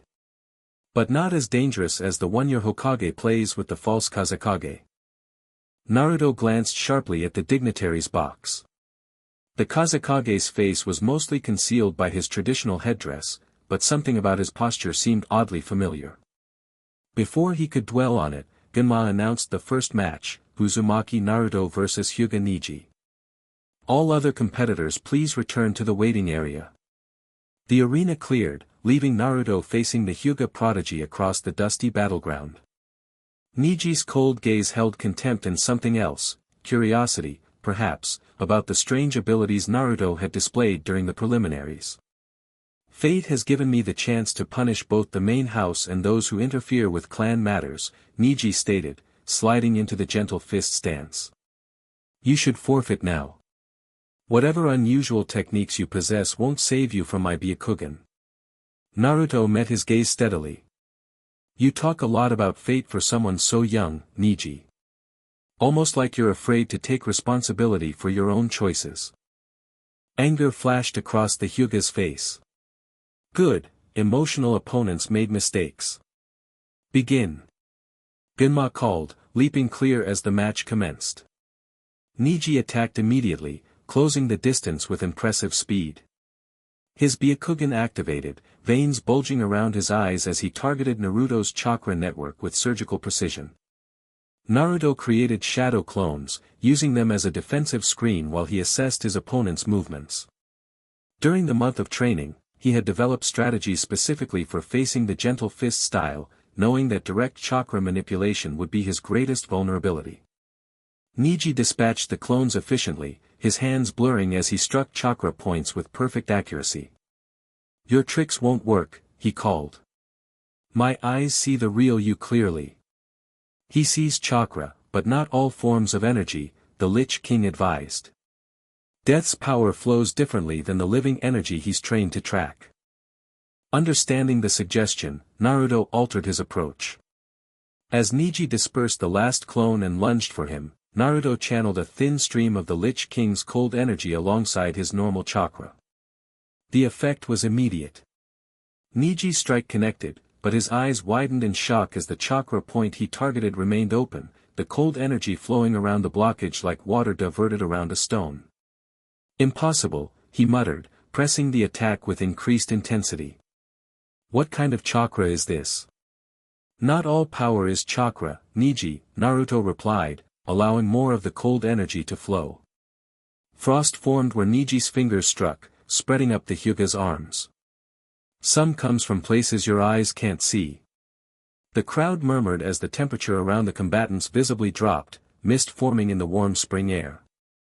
In the stands, shinobi leaned forward with professional interest, while civilians whispered about Kekkei Genkai and secret techniques. Neji leaped back, shaking frost from his hands with an expression of mingled anger and confusion. Whatever this ability is, it won't be enough. You're still within my range of divination. He shifted stance, preparing for the Hyuga's ultimate technique. 8 trigrams 64 palms. The attack came with blinding speed, 2 strikes, then 4, 8, 16, each targeting a critical chakra point. Under normal circumstances, the technique would have completely disabled Naruto's chakra network. But these were not normal circumstances.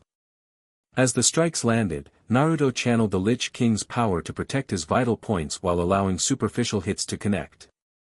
It was a dangerous balancing act, using enough power to defend himself without revealing his full abilities or losing control. The final strike sent him skidding backward across the arena, genuinely damaged but not defeated. Blood trickled from his mouth, and several chakra points were successfully closed. But he remained standing, to Neji's visible disbelief. How? The Hyuga demanded. No one withstands the 64 palms. Naruto wiped blood from his chin. You're so focused on fate and limitations that you can't see when someone transcends them. He formed a hand sign, summoning more shadow clones. Let me show you what happens when someone refuses to accept the cage they're born into. This time, the clones were different, each radiating that cold energy, moving with unnerving synchronization. They surrounded Neji, attacking from all angles with coordinated precision that negated the Byakugan's 360-degree vision through sheer overload. For the first time in the match, Neji looked genuinely concerned. His perfect defense began to show cracks as the clones pressed their advantage, hurting him toward the center of their formation. Now! Naruto commanded. All the clones placed their hands on the ground simultaneously. Ice spread from their palms, racing across the arena floor in geometric patterns that converged on Neji. Before the Hyuga could leap clear, the ice reached him, climbing his legs and locking him in place. This ends here, Naruto said, dispelling his clones and approaching the immobilized Neji. Yield. Pride warred with practicality on the Hyuga's face. Finally, pragmatism won. I yield, he said bitterly. As the crowd erupted in cheers and shocked exclamations, Naruto released the ice technique, allowing Neji to move again. But rather than walking away, he stopped directly before his defeated opponent. The match is over, but there's something you should know. Naruto's voice dropped so only Neji could hear. Hinata never hated you, despite everything. That's the kind of person she is, someone who sees beyond hate and fate to the person underneath. Confusion replaced anger in Neji's eyes. Why are you telling me this? Because we're both more than what was sealed inside us at birth, Naruto replied, thinking of both the fox and the Lich King. And it's time you stopped punishing Hinata for choices she never made.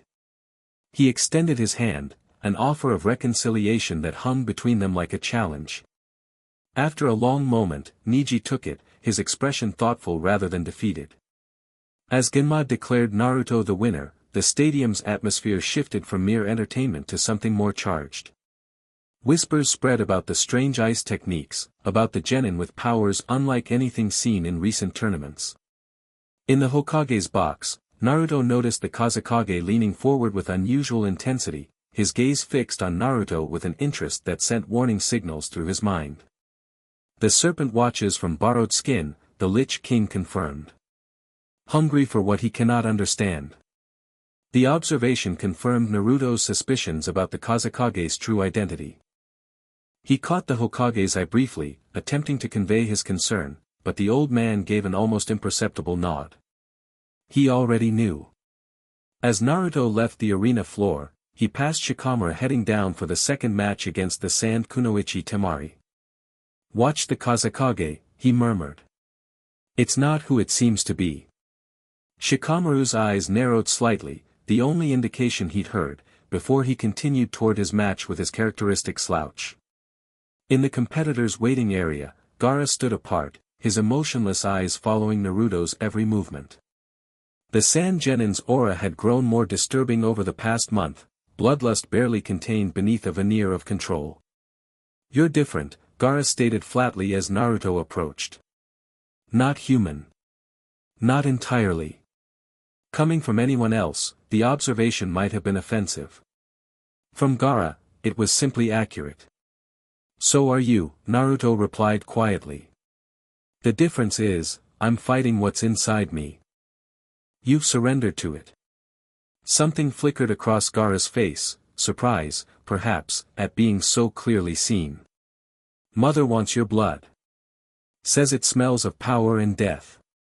Your mother will be disappointed, Naruto said firmly. Whatever you're planning today with the sound, it won't succeed. Gaara's eyes widened slightly, the first genuine emotion Naruto had seen from him. You know. I know. And I'm warning you now, attack my village, and you'll discover exactly what I'm becoming. The threat hung between them, cold and genuine. For a moment, Naruto felt the Lich King's presence surge within him, responding to the challenge of another inhuman entity. In that brief instant, his eyes flared with blue-white light, and frost formed on the floor beneath his feet. Gaara didn't flinch, but his sand stirred agitatedly in the gourd on his back. We will see whose existence proves stronger, he said finally, turning away as his sister's match with Shikamaru concluded. Naruto watched him go, troubled by the encounter. Gaara wasn't just a weapon or a Jinchuriki, he was a deeply damaged person who had embraced his inner demon because he'd never known anything else. In another lifetime, under different circumstances, Naruto might have followed the same path. There but for fortune go you, the Lich King commented. Remember that when the time comes to face him. The third match was announced, but Sasuke still hadn't arrived. After a brief conference, the proctors decided to postpone his match with Gaara, moving on to the next pairing. The crowd grumbled at the delay, eager to see the last Uchiha in action. As the tournament progressed, Naruto sensed a building tension throughout the stadium. ANBU moved with increased frequency around the perimeter, and several Jonin had shifted to strategic positions overlooking both the arena and the surrounding village. They expect attack but not its nature, the Lich King observed. The dead stir beyond the village walls, summoned creatures waiting for their signal. The warning sent a chill down Naruto's spine. What kind of summons? He asked quietly. Great serpents. And something larger, a corruption of natural order forced into physical form. The snake sage's work. Before Naruto could process this, a swirl of leaves appeared in the center of the arena as the crowd roared in approval. Sasuke had finally arrived, accompanied by Kakashi in his typical dramatic fashion. As Sasuke's match with Gaara began, Naruto studied the Kazekage more carefully. The disguised figure leaned forward intently, watching the Uchiha with an interest that bordered on obsession. He designed this invasion for the Uchiha, the Lich King noted. You were an unexpected variable, a bonus prize, perhaps, but not his primary target. That made sense. Orochimaru's interest in Sasuke's Sharingan was well documented. Naruto had simply presented a second opportunity, one the Snake Sannin hadn't anticipated but wouldn't ignore. The match below had barely begun when Naruto noticed the first signs of the impending attack. Subtle genjutsu feathers began falling across the stadium, causing civilians to slump unconscious in their seats. Shinobi throughout the audience made the release sign, dispelling the technique before it could affect them. It's starting, Naruto muttered, forming the sign himself. In the Hokage's box, movement erupted as Anbu converged on the Kazekage, who suddenly grabbed the Hokage and leaped to the roof of the stadium. A barrier jutsu flared to life, cutting them off from intervention. Simultaneously, explosions rocked the village perimeter as the invasion commenced in earnest. In the arena, Gaara clutched his head in apparent pain as his siblings gathered around him protectively. Gaara's condition is deteriorating, the female sand ninja, Temari, said urgently. The plan is compromised. Get him out of here, her brother Kankuro ordered. We'll proceed with the secondary approach. As the Sand siblings fled with their unstable brother, Konoha shinobi mobilized throughout the stadium. Genma and other Jonin engaged Sound Ninja who had been disguised as civilians, while Genin were directed to evacuate non-combatants. Sasuke immediately pursued Gaara, his expression determined. I'm finishing our match, he called to Kakashi, who was too engaged with multiple opponents to stop him. Naruto. Sakura appeared beside him, having fought her way down from the stands. The village is under attack.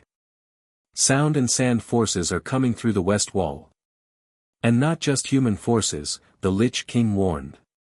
The dead walk among them, reanimated by the snake's forbidden technique. Reanimation jutsu, Naruto realized aloud. Orochimaru's resurrecting dead shinobi to fight for him. Kakashi appeared beside them, dispatching a Sound ninja with casual efficiency. Naruto, Sakura, I have a mission for you. Sasuke has pursued Gaara beyond the village walls. Find him before he engages alone. That Sand Genin is more dangerous than he appears. What about the Hokage? Naruto asked, glancing toward the barrier where the third was now facing a revealed Orochimaru. Anbu are working to break the barrier. Our priority is protecting the village and its people. Kakashi's visible eye hardened. Naruto, you have permission to use whatever abilities necessary to ensure Konoha's safety. The Hokage authorized it before the finals began. The implications were clear, Naruto could unleash the Lich King's powers without fear of repercussion. A mixed blessing at best. Understood, he nodded, turning to Sakura. Let's go. They fought their way out of the stadium, joining with Shikamaru and a recently arrived Shino to form an impromptu squad. As they moved through the village toward the western wall, the scale of the invasion became apparent. Battles raged across rooftops and streets, with Konoha forces holding their own but stretched thin. Look, Shikamaru pointed toward the forest beyond the wall.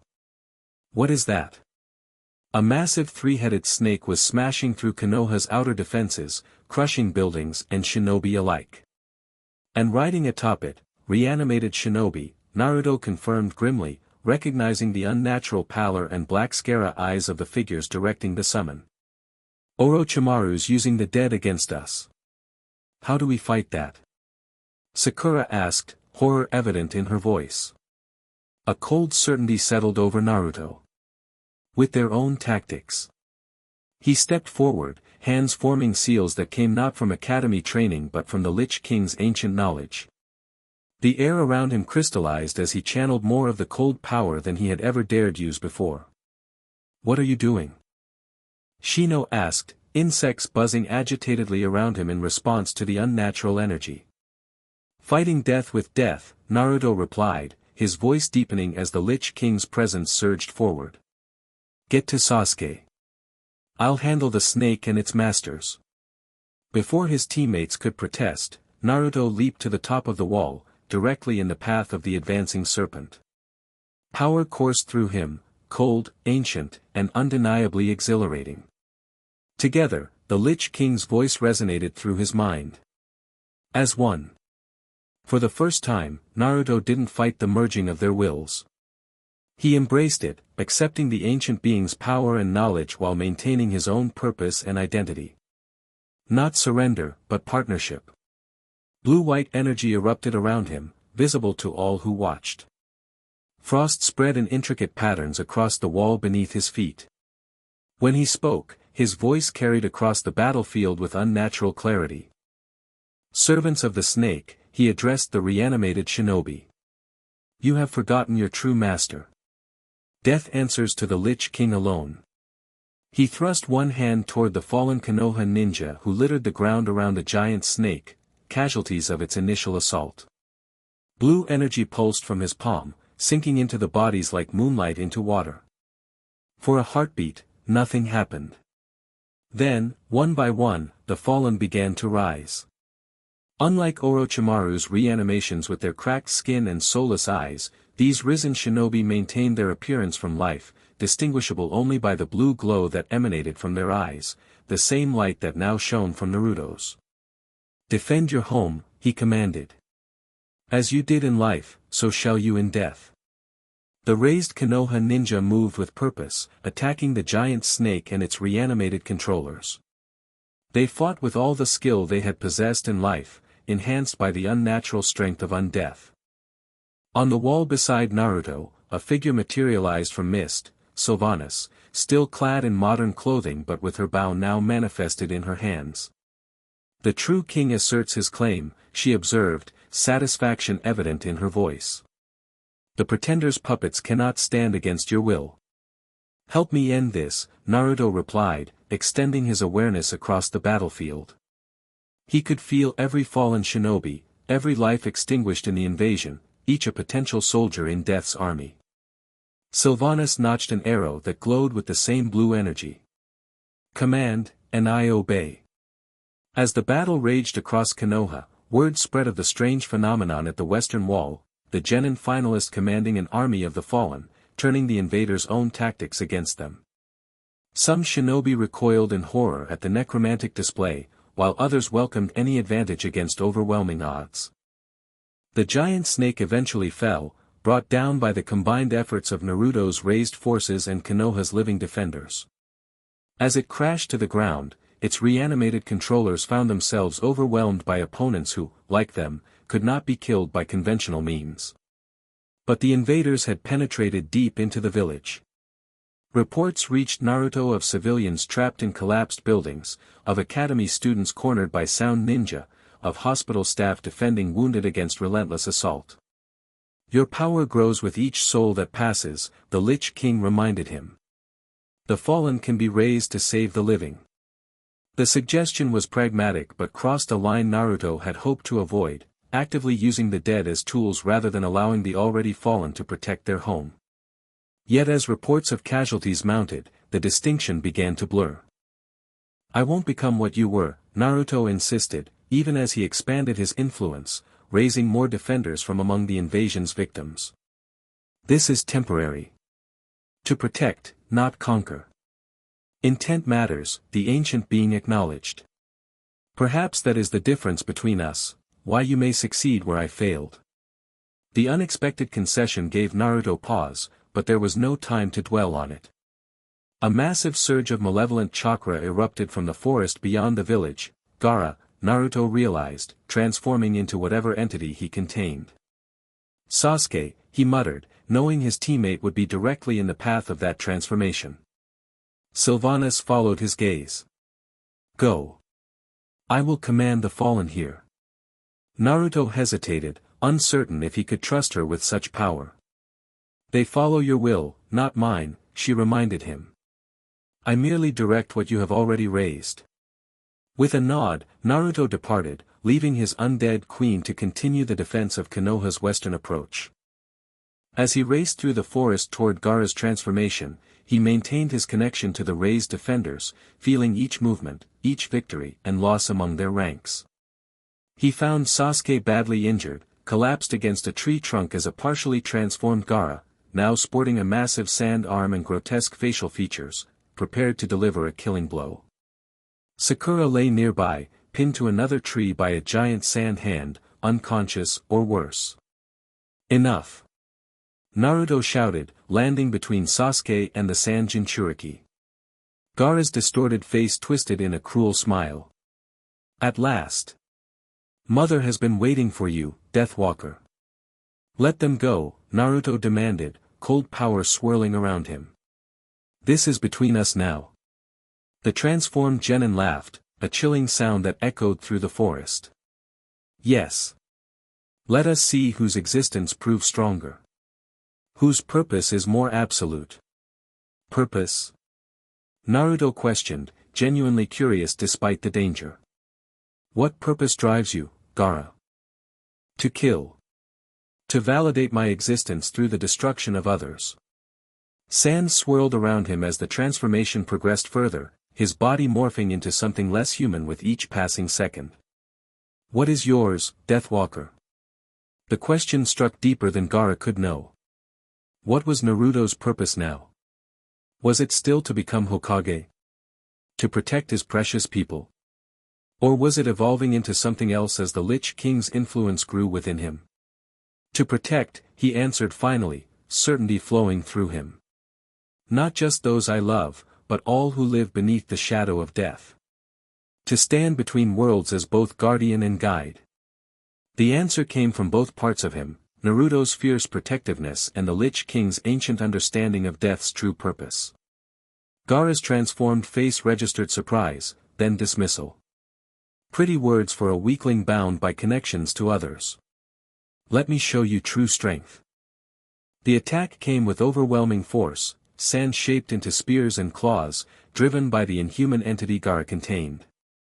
Naruto countered with walls of ice that erupted from the ground, deflecting the sand assaults while he maneuvered to draw Gaara away from his injured teammates. You rely on borrowed power, Gaara taunted as his transformation continued, now covering nearly his entire body. Just as I do. The difference is, I have surrendered to it completely.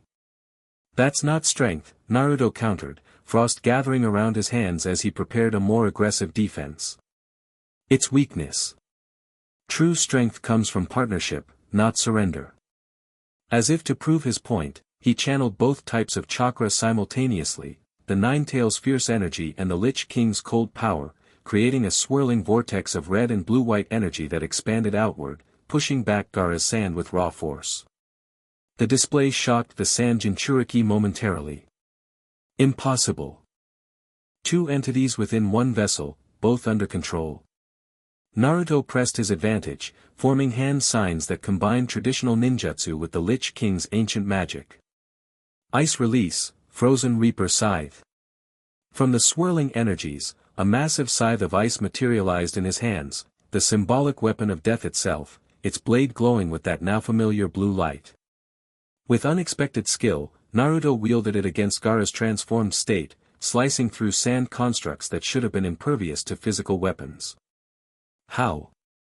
Gaara demanded, genuine fear creeping into his voice for the first time. Sand is my absolute defense. Death comes for all things eventually, Naruto replied, the Lich King's wisdom flowing through him. Even sand returns to the earth from which it came. The battle escalated as Gaara completed his transformation into Shikaku, the one-tailed beast, a gigantic tanuki formed of living sand that towered over the forest. Ordinary shinobi would have been hopelessly outmatched against such power. But Naruto was no longer ordinary. Drawing deeper on the combined power of his two internal entities, Naruto's form began to change. Ice armor materialized around his body, shaped like the ceremonial plate worn by the Lich King in his prime. A crown of frost formed above his head, hovering there as a symbol of authority rather than resting on his brow. Most dramatically, the ground beneath him froze in an expanding circle, from which skeletal hands emerged, the beginnings of an army rising to face the sand behemoth. "You command the dead," Gaara's voice boomed from the tanuki's form. "I command the desert itself. Let us see which is stronger." Their clash transformed the forest into a battlefield unlike any Konoha had witnessed in generations. Sand and ice, life energy and death magic, Jinchuriki and Lich King reincarnate, primal forces channeled through human vessels too young to fully comprehend the power they wielded. Trees shattered under the pressure of their techniques. The very air seemed to warp around them as their chakra signatures grew to levels detectable from miles away.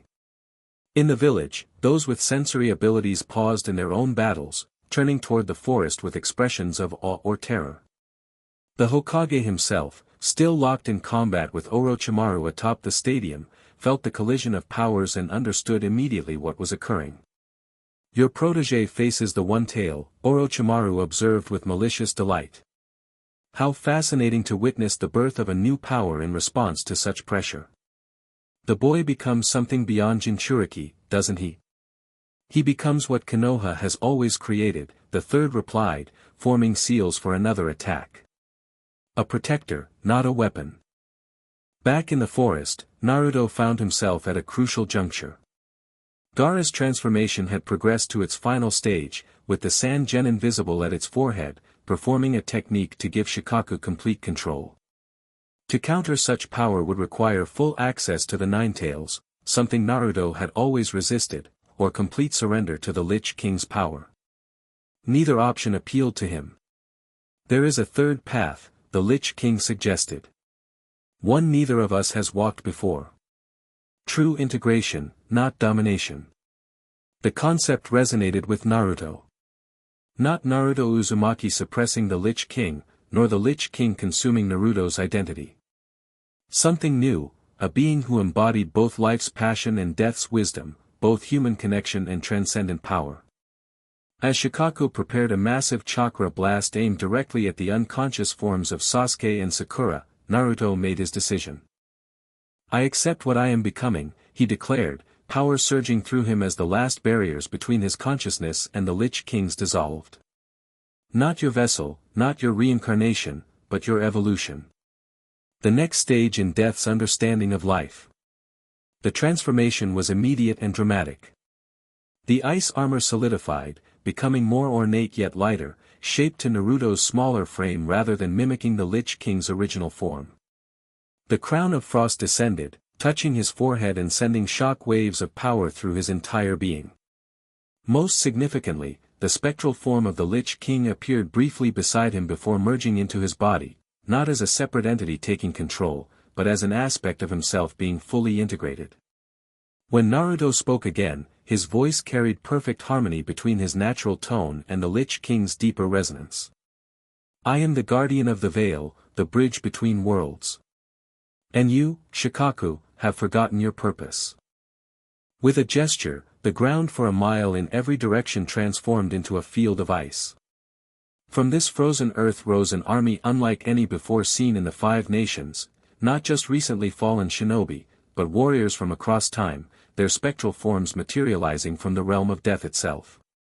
Among them, clearly distinguishable by her corporeal form and commanding presence, strode Sylvanas, having followed Naruto's battle through their mystical connection. At her direction, the undead army surrounded Shikaku, restricting the sand beast's movements while Naruto prepared his final approach. "This is impossible!" Gaara/Shikaku roared.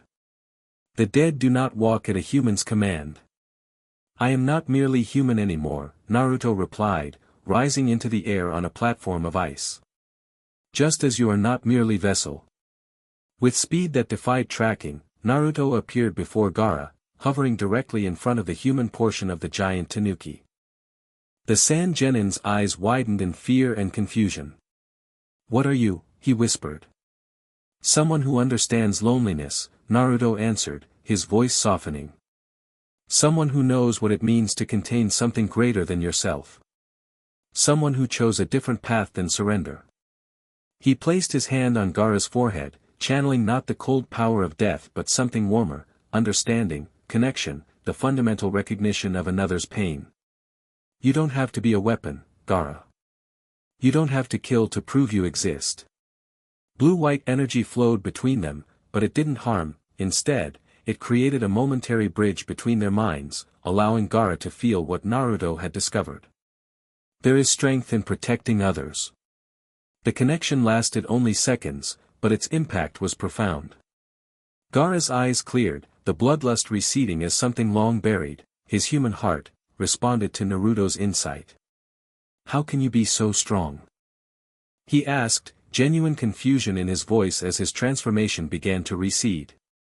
"Where does such power come from?" "From accepting all parts of myself," Naruto replied simply. "And from having people precious to me who accept those parts too." As Shikaku's form dissolved back into ordinary sand, Naruto gently lowered Gaara to the ground. The undead army maintained a perimeter, but made no move to attack the now vulnerable Sand Jinchuriki. Gaara's siblings arrived moments later, tensing at the sight of the spectral forces surrounding their brother. To their surprise, Naruto waved the undead aside, allowing them approach. "Take him home," he instructed. "And remember, he's your brother first, a Jinchuriki second." Temari stared at Naruto with a mixture of fear and gratitude. "What happened to him?" "To you." "He glimpsed another way to exist," Naruto explained, the ice armor around his form beginning to recede as he exerted control over the transformation. "Whether he follows that path is his choice now." As the Sand siblings departed with their unconscious brother, Naruto turned his attention back to his own injured teammates. With a gesture, he dismissed most of the undead army, returning them to whatever rest they had known before his summoning. Only Sylvanas and a few others remained. "The invasion?" he asked her as he knelt beside Sasuke, checking his condition. "Repelled," she reported. "Your raised defenders turned the tide. The snake's forces retreat, and his barrier around your Hokage has fallen." Relief washed over Naruto. "And the third?" Sylvanas hesitated, her glowing eyes dimming slightly. "The old one gave his life to defeat the snake. Not kill, the serpent escaped, grievously wounded, but defeat. A worthy end for a warrior king." The news struck Naruto like a physical blow. The Hokage, the old man who had watched over him since childhood, gone. In that moment of grief, the ice crown above his head flickered, nearly dissipating before stabilizing again. "Control," Sylvanas reminded him gently. "Your emotions affect your power now more than ever." Naruto nodded, centering himself as Kakashi had taught him. The crown solidified once more, though its glow dimmed to match his solemn mood. "Help me with them," he requested, indicating Sasuke and Sakura. "They need medical attention." As they carried the injured genin back toward Konoha, the full landscape of the battle came into view. The western approach to the village had become literally a graveyard, fallen invaders and defenders alike littered the ground, while Naruto's raised shinobi still stood guard at strategic points. Some had begun to fade now that the immediate threat had passed, their temporary service complete. Others maintained their posts, awaiting further commands from the one who had called them from death's embrace. Living Konoha ninja worked alongside these undead sentinels with varying degrees of comfort. Most simply accepted the unexpected allies as a necessity of desperate times, while some, particularly the older Jonin, watched with undisguised concern.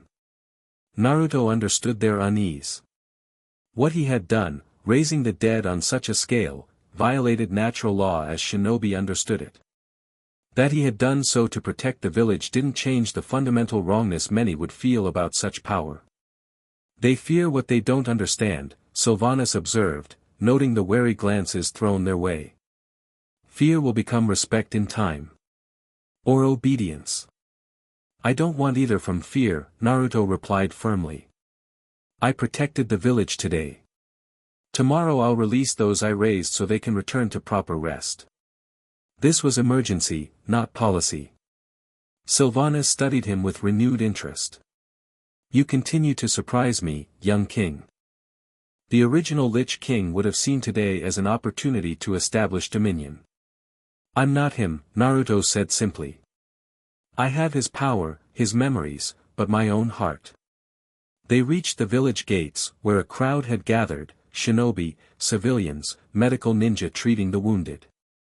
All activity halted as Naruto approached, still in his partially transformed state, Ice Crown hovering above his head and spectral guardians at his flanks. For a moment, no one moved or spoke. Then, from the gathered ninja, a figure stepped forward, Iruka, bloodied from battle but standing tall. Naruto, he said, his voice carrying clearly in the silence. The Hokage. I know, Naruto nodded sadly. Iruka studied him, the transformed appearance, the undead companions, the unmistakable aura of power that surrounded his former student. A dozen emotions crossed his face, concern, confusion, pride, fear.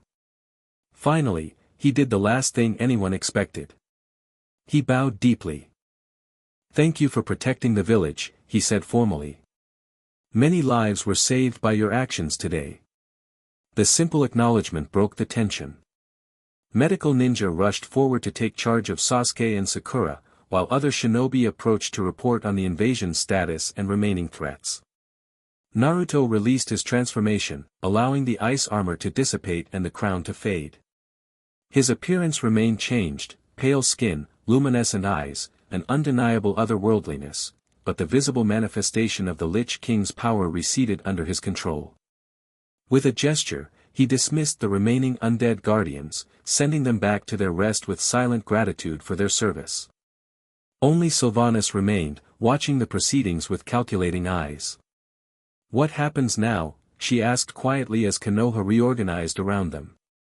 We rebuild, Naruto replied, watching as teams formed to clear debris and treat wounded. We mourn our losses. We prepare for whatever comes next. And your place in this village? They have seen what you truly are now. It was the question Naruto had avoided confronting throughout his transformation. How would Konoha respond to a genin who commanded death itself? Would they still see Naruto Uzumaki, or only the Lich King reborn? My place is the same as it's always been, he said with quiet certainty. I'm a shinobi of the leaf. One who happens to have unusual abilities. Sylvanas raised an eyebrow skeptically. You raised an army of the dead and transformed a battlefield into a frozen graveyard. Unusual, seems inadequate. Before Naruto could respond, a familiar voice called his name. Turning, he saw Hinata pushing through the crowd, her Byakugan active as she scanned him with obvious concern. Naruto-kun. Are you hurt? Your chakra is different again. I'm fine, Hinata, he assured her, touched by her concern. Just tired. How is everyone? Your family? Safe, thanks to you. She glanced at Sylvanas curiously but didn't question the strange woman's presence. The Hyuga compound was targeted specifically, but when those warriors you raised appeared to defend it, the attackers fled. So his undead guardians had protected the Hyuga. Interesting that they had acted with such specificity without direct orders. Perhaps some part of him had subconsciously directed them toward those he cared about. I'm glad they helped, he said simply. Hinata hesitated, then reached out and took his hand, his unnaturally cold hand, without hesitation. Everyone's talking about what you did. How you saved the village when the invasion was at its worst. Not everyone sees it that way, I'm sure, Naruto replied, glancing at a group of jonin who were watching him with undisguised wariness. Then they're wrong, Hinata said with uncharacteristic firmness. You used your power to protect, not harm. That's what matters.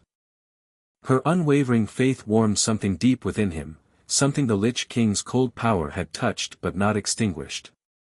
In that moment, Naruto realized an essential truth: whatever he was becoming, Hinata saw him clearly. Not as Konoha's Jinchuriki, not as the reincarnation of an ancient necromancer king, but as Naruto, complicated, evolving, but fundamentally himself. On impulse, he leaned forward and kissed her cheek. "Thank you for always seeing me," he whispered. Hinata's face blazed red, but she didn't faint or pull away. Instead, she squeezed his hand tighter. "Always," she promised. Sylvanas watched this exchange with an expression Naruto couldn't quite interpret, perhaps nostalgia, perhaps envy for connections long lost to her undead state. "Your Hyuga sees clearly indeed," she commented. "A rare quality in any age." The moment was interrupted as Kakashi appeared before them, his visible eye tight with exhaustion and grief. "Naruto," he said, his voice grave. "The council has convened an emergency session. Your presence is requested." Translation: demanded. The village elders and clan heads wanted answers about the power that had manifested during the invasion. "Now?" Naruto asked, looking around at the wounded still being treated, the damage still being assessed. "Now," Kakashi confirmed. "I'll accompany you."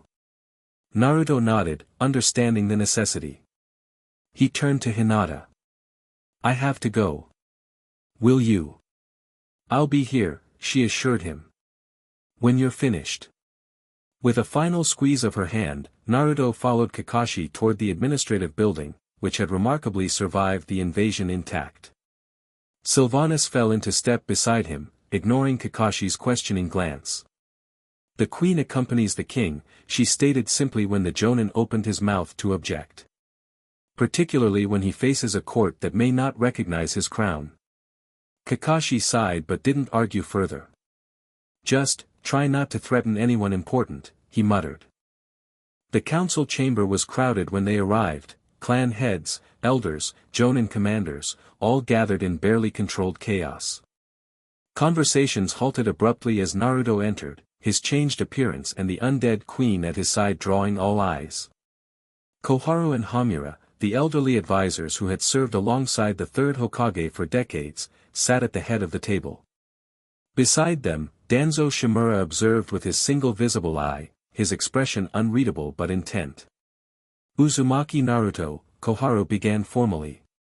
"You have been summoned to explain the power you manifested during the invasion, specifically, the ability to raise and command the dead, which has never been recorded as a capability of the Nine-Tails Jinchuriki." Naruto stepped forward, maintaining a calm demeanor despite the tension in the room. "It isn't the fox's power," he confirmed. "It comes from another source." "Explain," Danzo prompted, leaning forward slightly. For a moment, Naruto considered how much to reveal. The full truth might provoke fear or even calls for his containment. Yet deception would only breed greater suspicion when the truth inevitably emerged. He chose honesty. "I am undergoing a transformation," he stated clearly.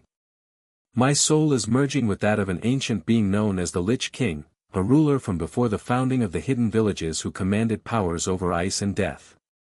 Murmurs erupted around the table.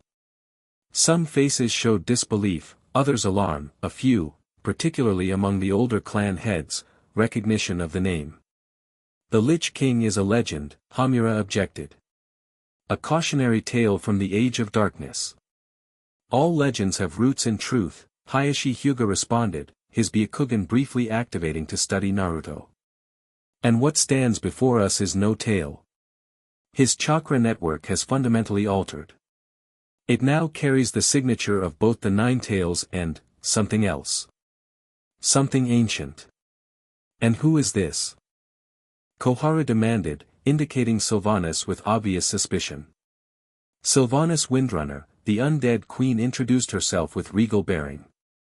Former general of the Lich King's armies, now advisor to his successor. More murmurs, louder this time. Danzo's eye narrowed calculatingly.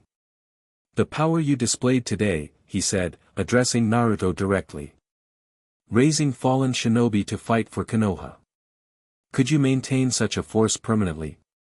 The question revealed too much of the elder's thinking. He saw Naruto's abilities as a potential weapon, an advantage for Konoha's military strength. I could, Naruto answered carefully. But I won't. Those I raised today will be released to proper rest once the village is secured. What I did was necessary for Konoha's defense, not a demonstration of policy. You would reject such an advantage? Danzo pressed. When our enemies would surely exploit it if positions were reversed. The dead deserve respect, Naruto replied firmly. They fought for Konoha in life and again today in death. They've earned their rest, not eternal servitude. Sylvanas shifted beside him, and Naruto sensed her surprise at his position. The original Lich King would indeed have maintained his undead army indefinitely, seeing only the strategic advantage, not the moral cost. Noble sentiments, Danzo acknowledged with thinly veiled skepticism. But sentiment makes poor armor against enemy steel. The question remains, what does your transformation mean for Konoha's security? It was the fundamental concern beneath all the technical questions. Was Naruto an asset or a threat to the village? Would his growing powers serve Konoha or eventually subsume it? The third Hokage knew about my condition, Naruto stated, silencing the room. He helped me research it, assigned Kakashi-sensei to train me in control, and ultimately authorized me to use these abilities during the invasion. He understood what I was becoming and saw value in it. Hiruzen is dead, Koharu said bluntly. His judgments, while respected, are no longer binding. But his wisdom remains, came a new voice from the doorway. All eyes turned to see Jiraiya of the Sannin entering the chamber, his usual jovial demeanor replaced by solemn authority. The kid's right, Jiraiya continued, moving to stand beside Naruto.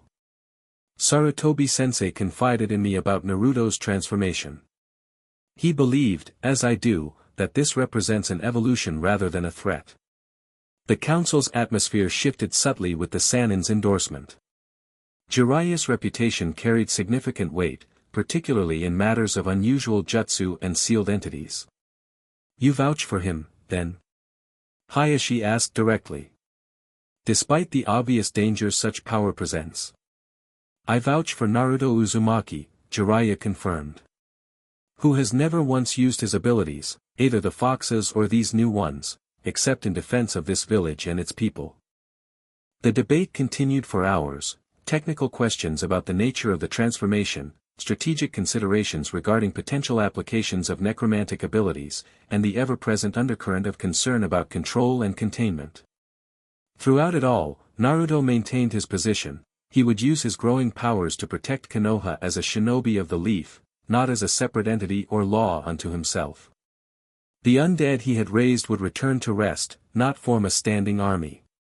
His transformation would continue under supervision but not fear. Finally, as evening fell and exhaustion began to show on all faces, Koharu called for a decision. The council acknowledges Uzumaki Naruto's service to Konoha during the invasion, she declared formally.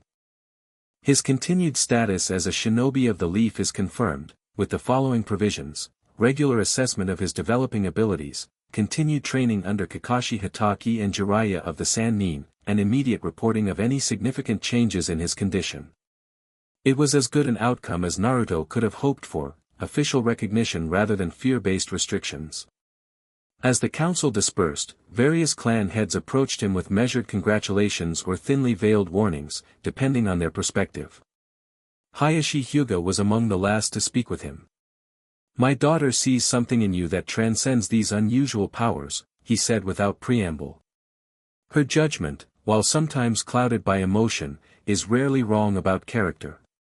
Coming from the stern Hyuga patriarch, it was practically a blessing. Naruto bowed slightly in acknowledgement. Thank you, Lord Hyuga. Hinata's faith means more to me than I can express. Hayashi studied him a moment longer before nodding once and departing, leaving Naruto with Kakashi, Jiraiya, and Sylvanas. Well, that could have gone worse, Jiraiya commented dryly. They could have tried to seal you in a mountain somewhere. Don't joke, Kakashi muttered. Some of them were considering it. Naruto felt the weight of the day's events settling on his shoulders, the battle with Gaara, commanding an undead army, the loss of the third Hokage, and now the council's scrutiny. It was almost too much to process. What happens now? He asked, echoing Sylvanas's earlier question. Now, Jiraiya said, placing a hand on his shoulder, we prepare for what comes next. Orochimaru is wounded but not defeated.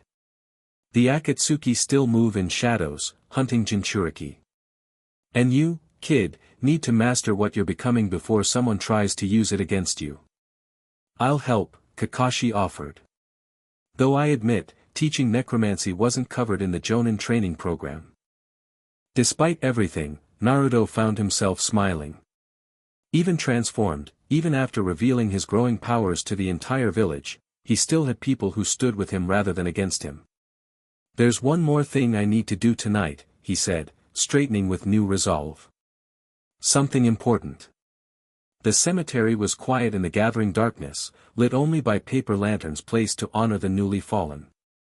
Naruto walked among the graves, Sylvanas at his side, until he reached the center where those killed defending the village during the invasion had been temporarily interred.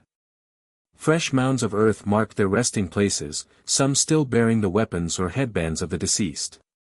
Among them, conspicuous in its simplicity, lay the grave of the third Hokage, awaiting a more formal memorial once the immediate crisis had passed. They fought well, Sylvanas observed, her glowing eyes surveying the cemetery. Both in life and after you raised them. They did, Naruto agreed. And now they deserve what I promised the council, proper rest. He knelt, placing his palm against the earth. Throughout the village, he could feel the connection to each fallen shinobi he had raised during the battle, some still standing guard at their posts, others moving through damaged areas alongside the living, all awaiting his command. Thank you for your service, he said, channeling the Lich King's power one final time that day. Return now to your rest, with the gratitude of the living you protected. Blue energy pulsed from his hand into the ground, spreading outward in concentric circles. Throughout Konoha, the raised defenders stopped in their tracks as the energy reached them. One by one, they saluted, to their living comrades, to the village they had twice defended, to the young shinobi who had called them from death's embrace, before dissolving into blue light that spiraled upward and disappeared into the night sky. The graveyard that Konoha had briefly become returned to simply a village of the living, touched by death but not consumed by it. Sylvanas watched the released souls with an expression Naruto couldn't quite read. The original Lich King would never have willingly released his army, she commented. Particularly not after such a victory. I'm not him, Naruto replied, rising to his feet. I never will be. No, she agreed thoughtfully. You're something new. Perhaps something better. She turned to face him fully. What of me, young king?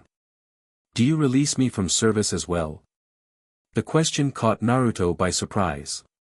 In truth, he hadn't considered Sylvanas's status, whether she was bound to him as the undead soldiers had been, or something different entirely. Do you want release? He asked carefully. To move beyond this world? Sylvanas considered the question with unexpected vulnerability.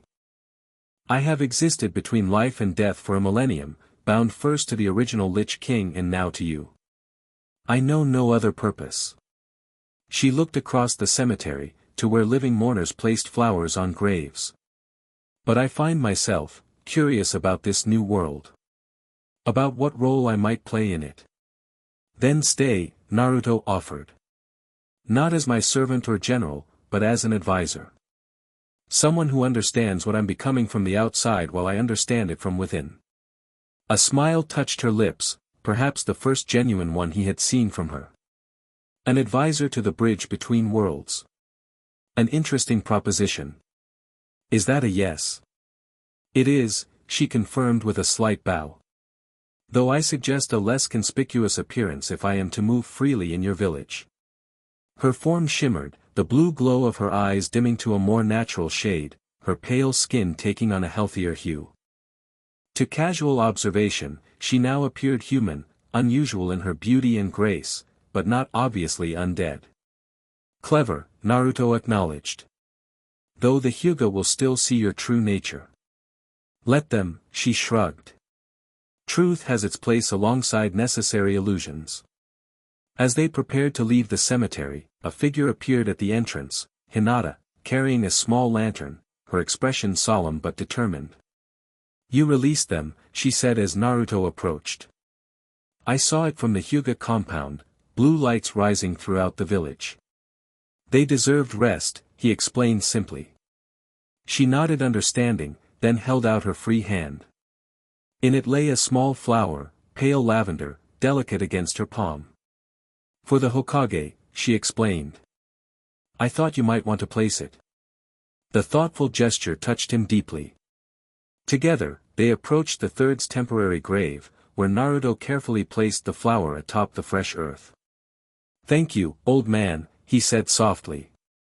For believing in me when others didn't. For seeing Naruto first, Jinchuriki second. He paused, emotion tightening his throat. And for trusting that whatever I'm becoming, I'll use it to protect what you loved. As they stood in respectful silence, Naruto felt something shift within him, not the Lich King's presence, which had integrated more fully since the battle with Gaara, but his own understanding of his path forward. The third had entrusted Konoha's future to the next generation. Now part of that responsibility fell to Naruto, with all his unusual abilities and transformed nature. I won't let you down, he promised silently. Whatever I become, however I change, I'll remember what you taught me about the will of fire. Hinata's hand slipped into his, warm against his perpetual coolness. On his other side, Sylvanas stood in respectful silence, a bridge to his new powers as Hinata was a bridge to his humanity. Between them, Naruto stood as what he truly was, neither fully human nor fully Lich King, but something new. The guardian of the veil, the bridge between worlds. Uzumaki Naruto, genin of Konoha and heir to Death's domain.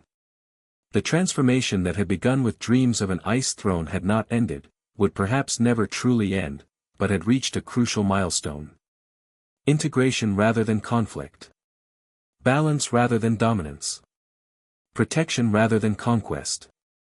As they left the cemetery, Naruto glanced back once at the graves of those who had fallen. In the gentle breeze, spectral blue flames flickered briefly above each resting place, not a summoning, but an acknowledgement.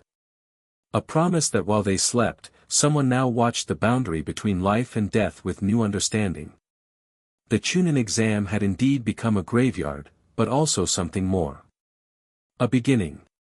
The end. Thank you for watching this video. Please be sure to subscribe to our channel and like this video.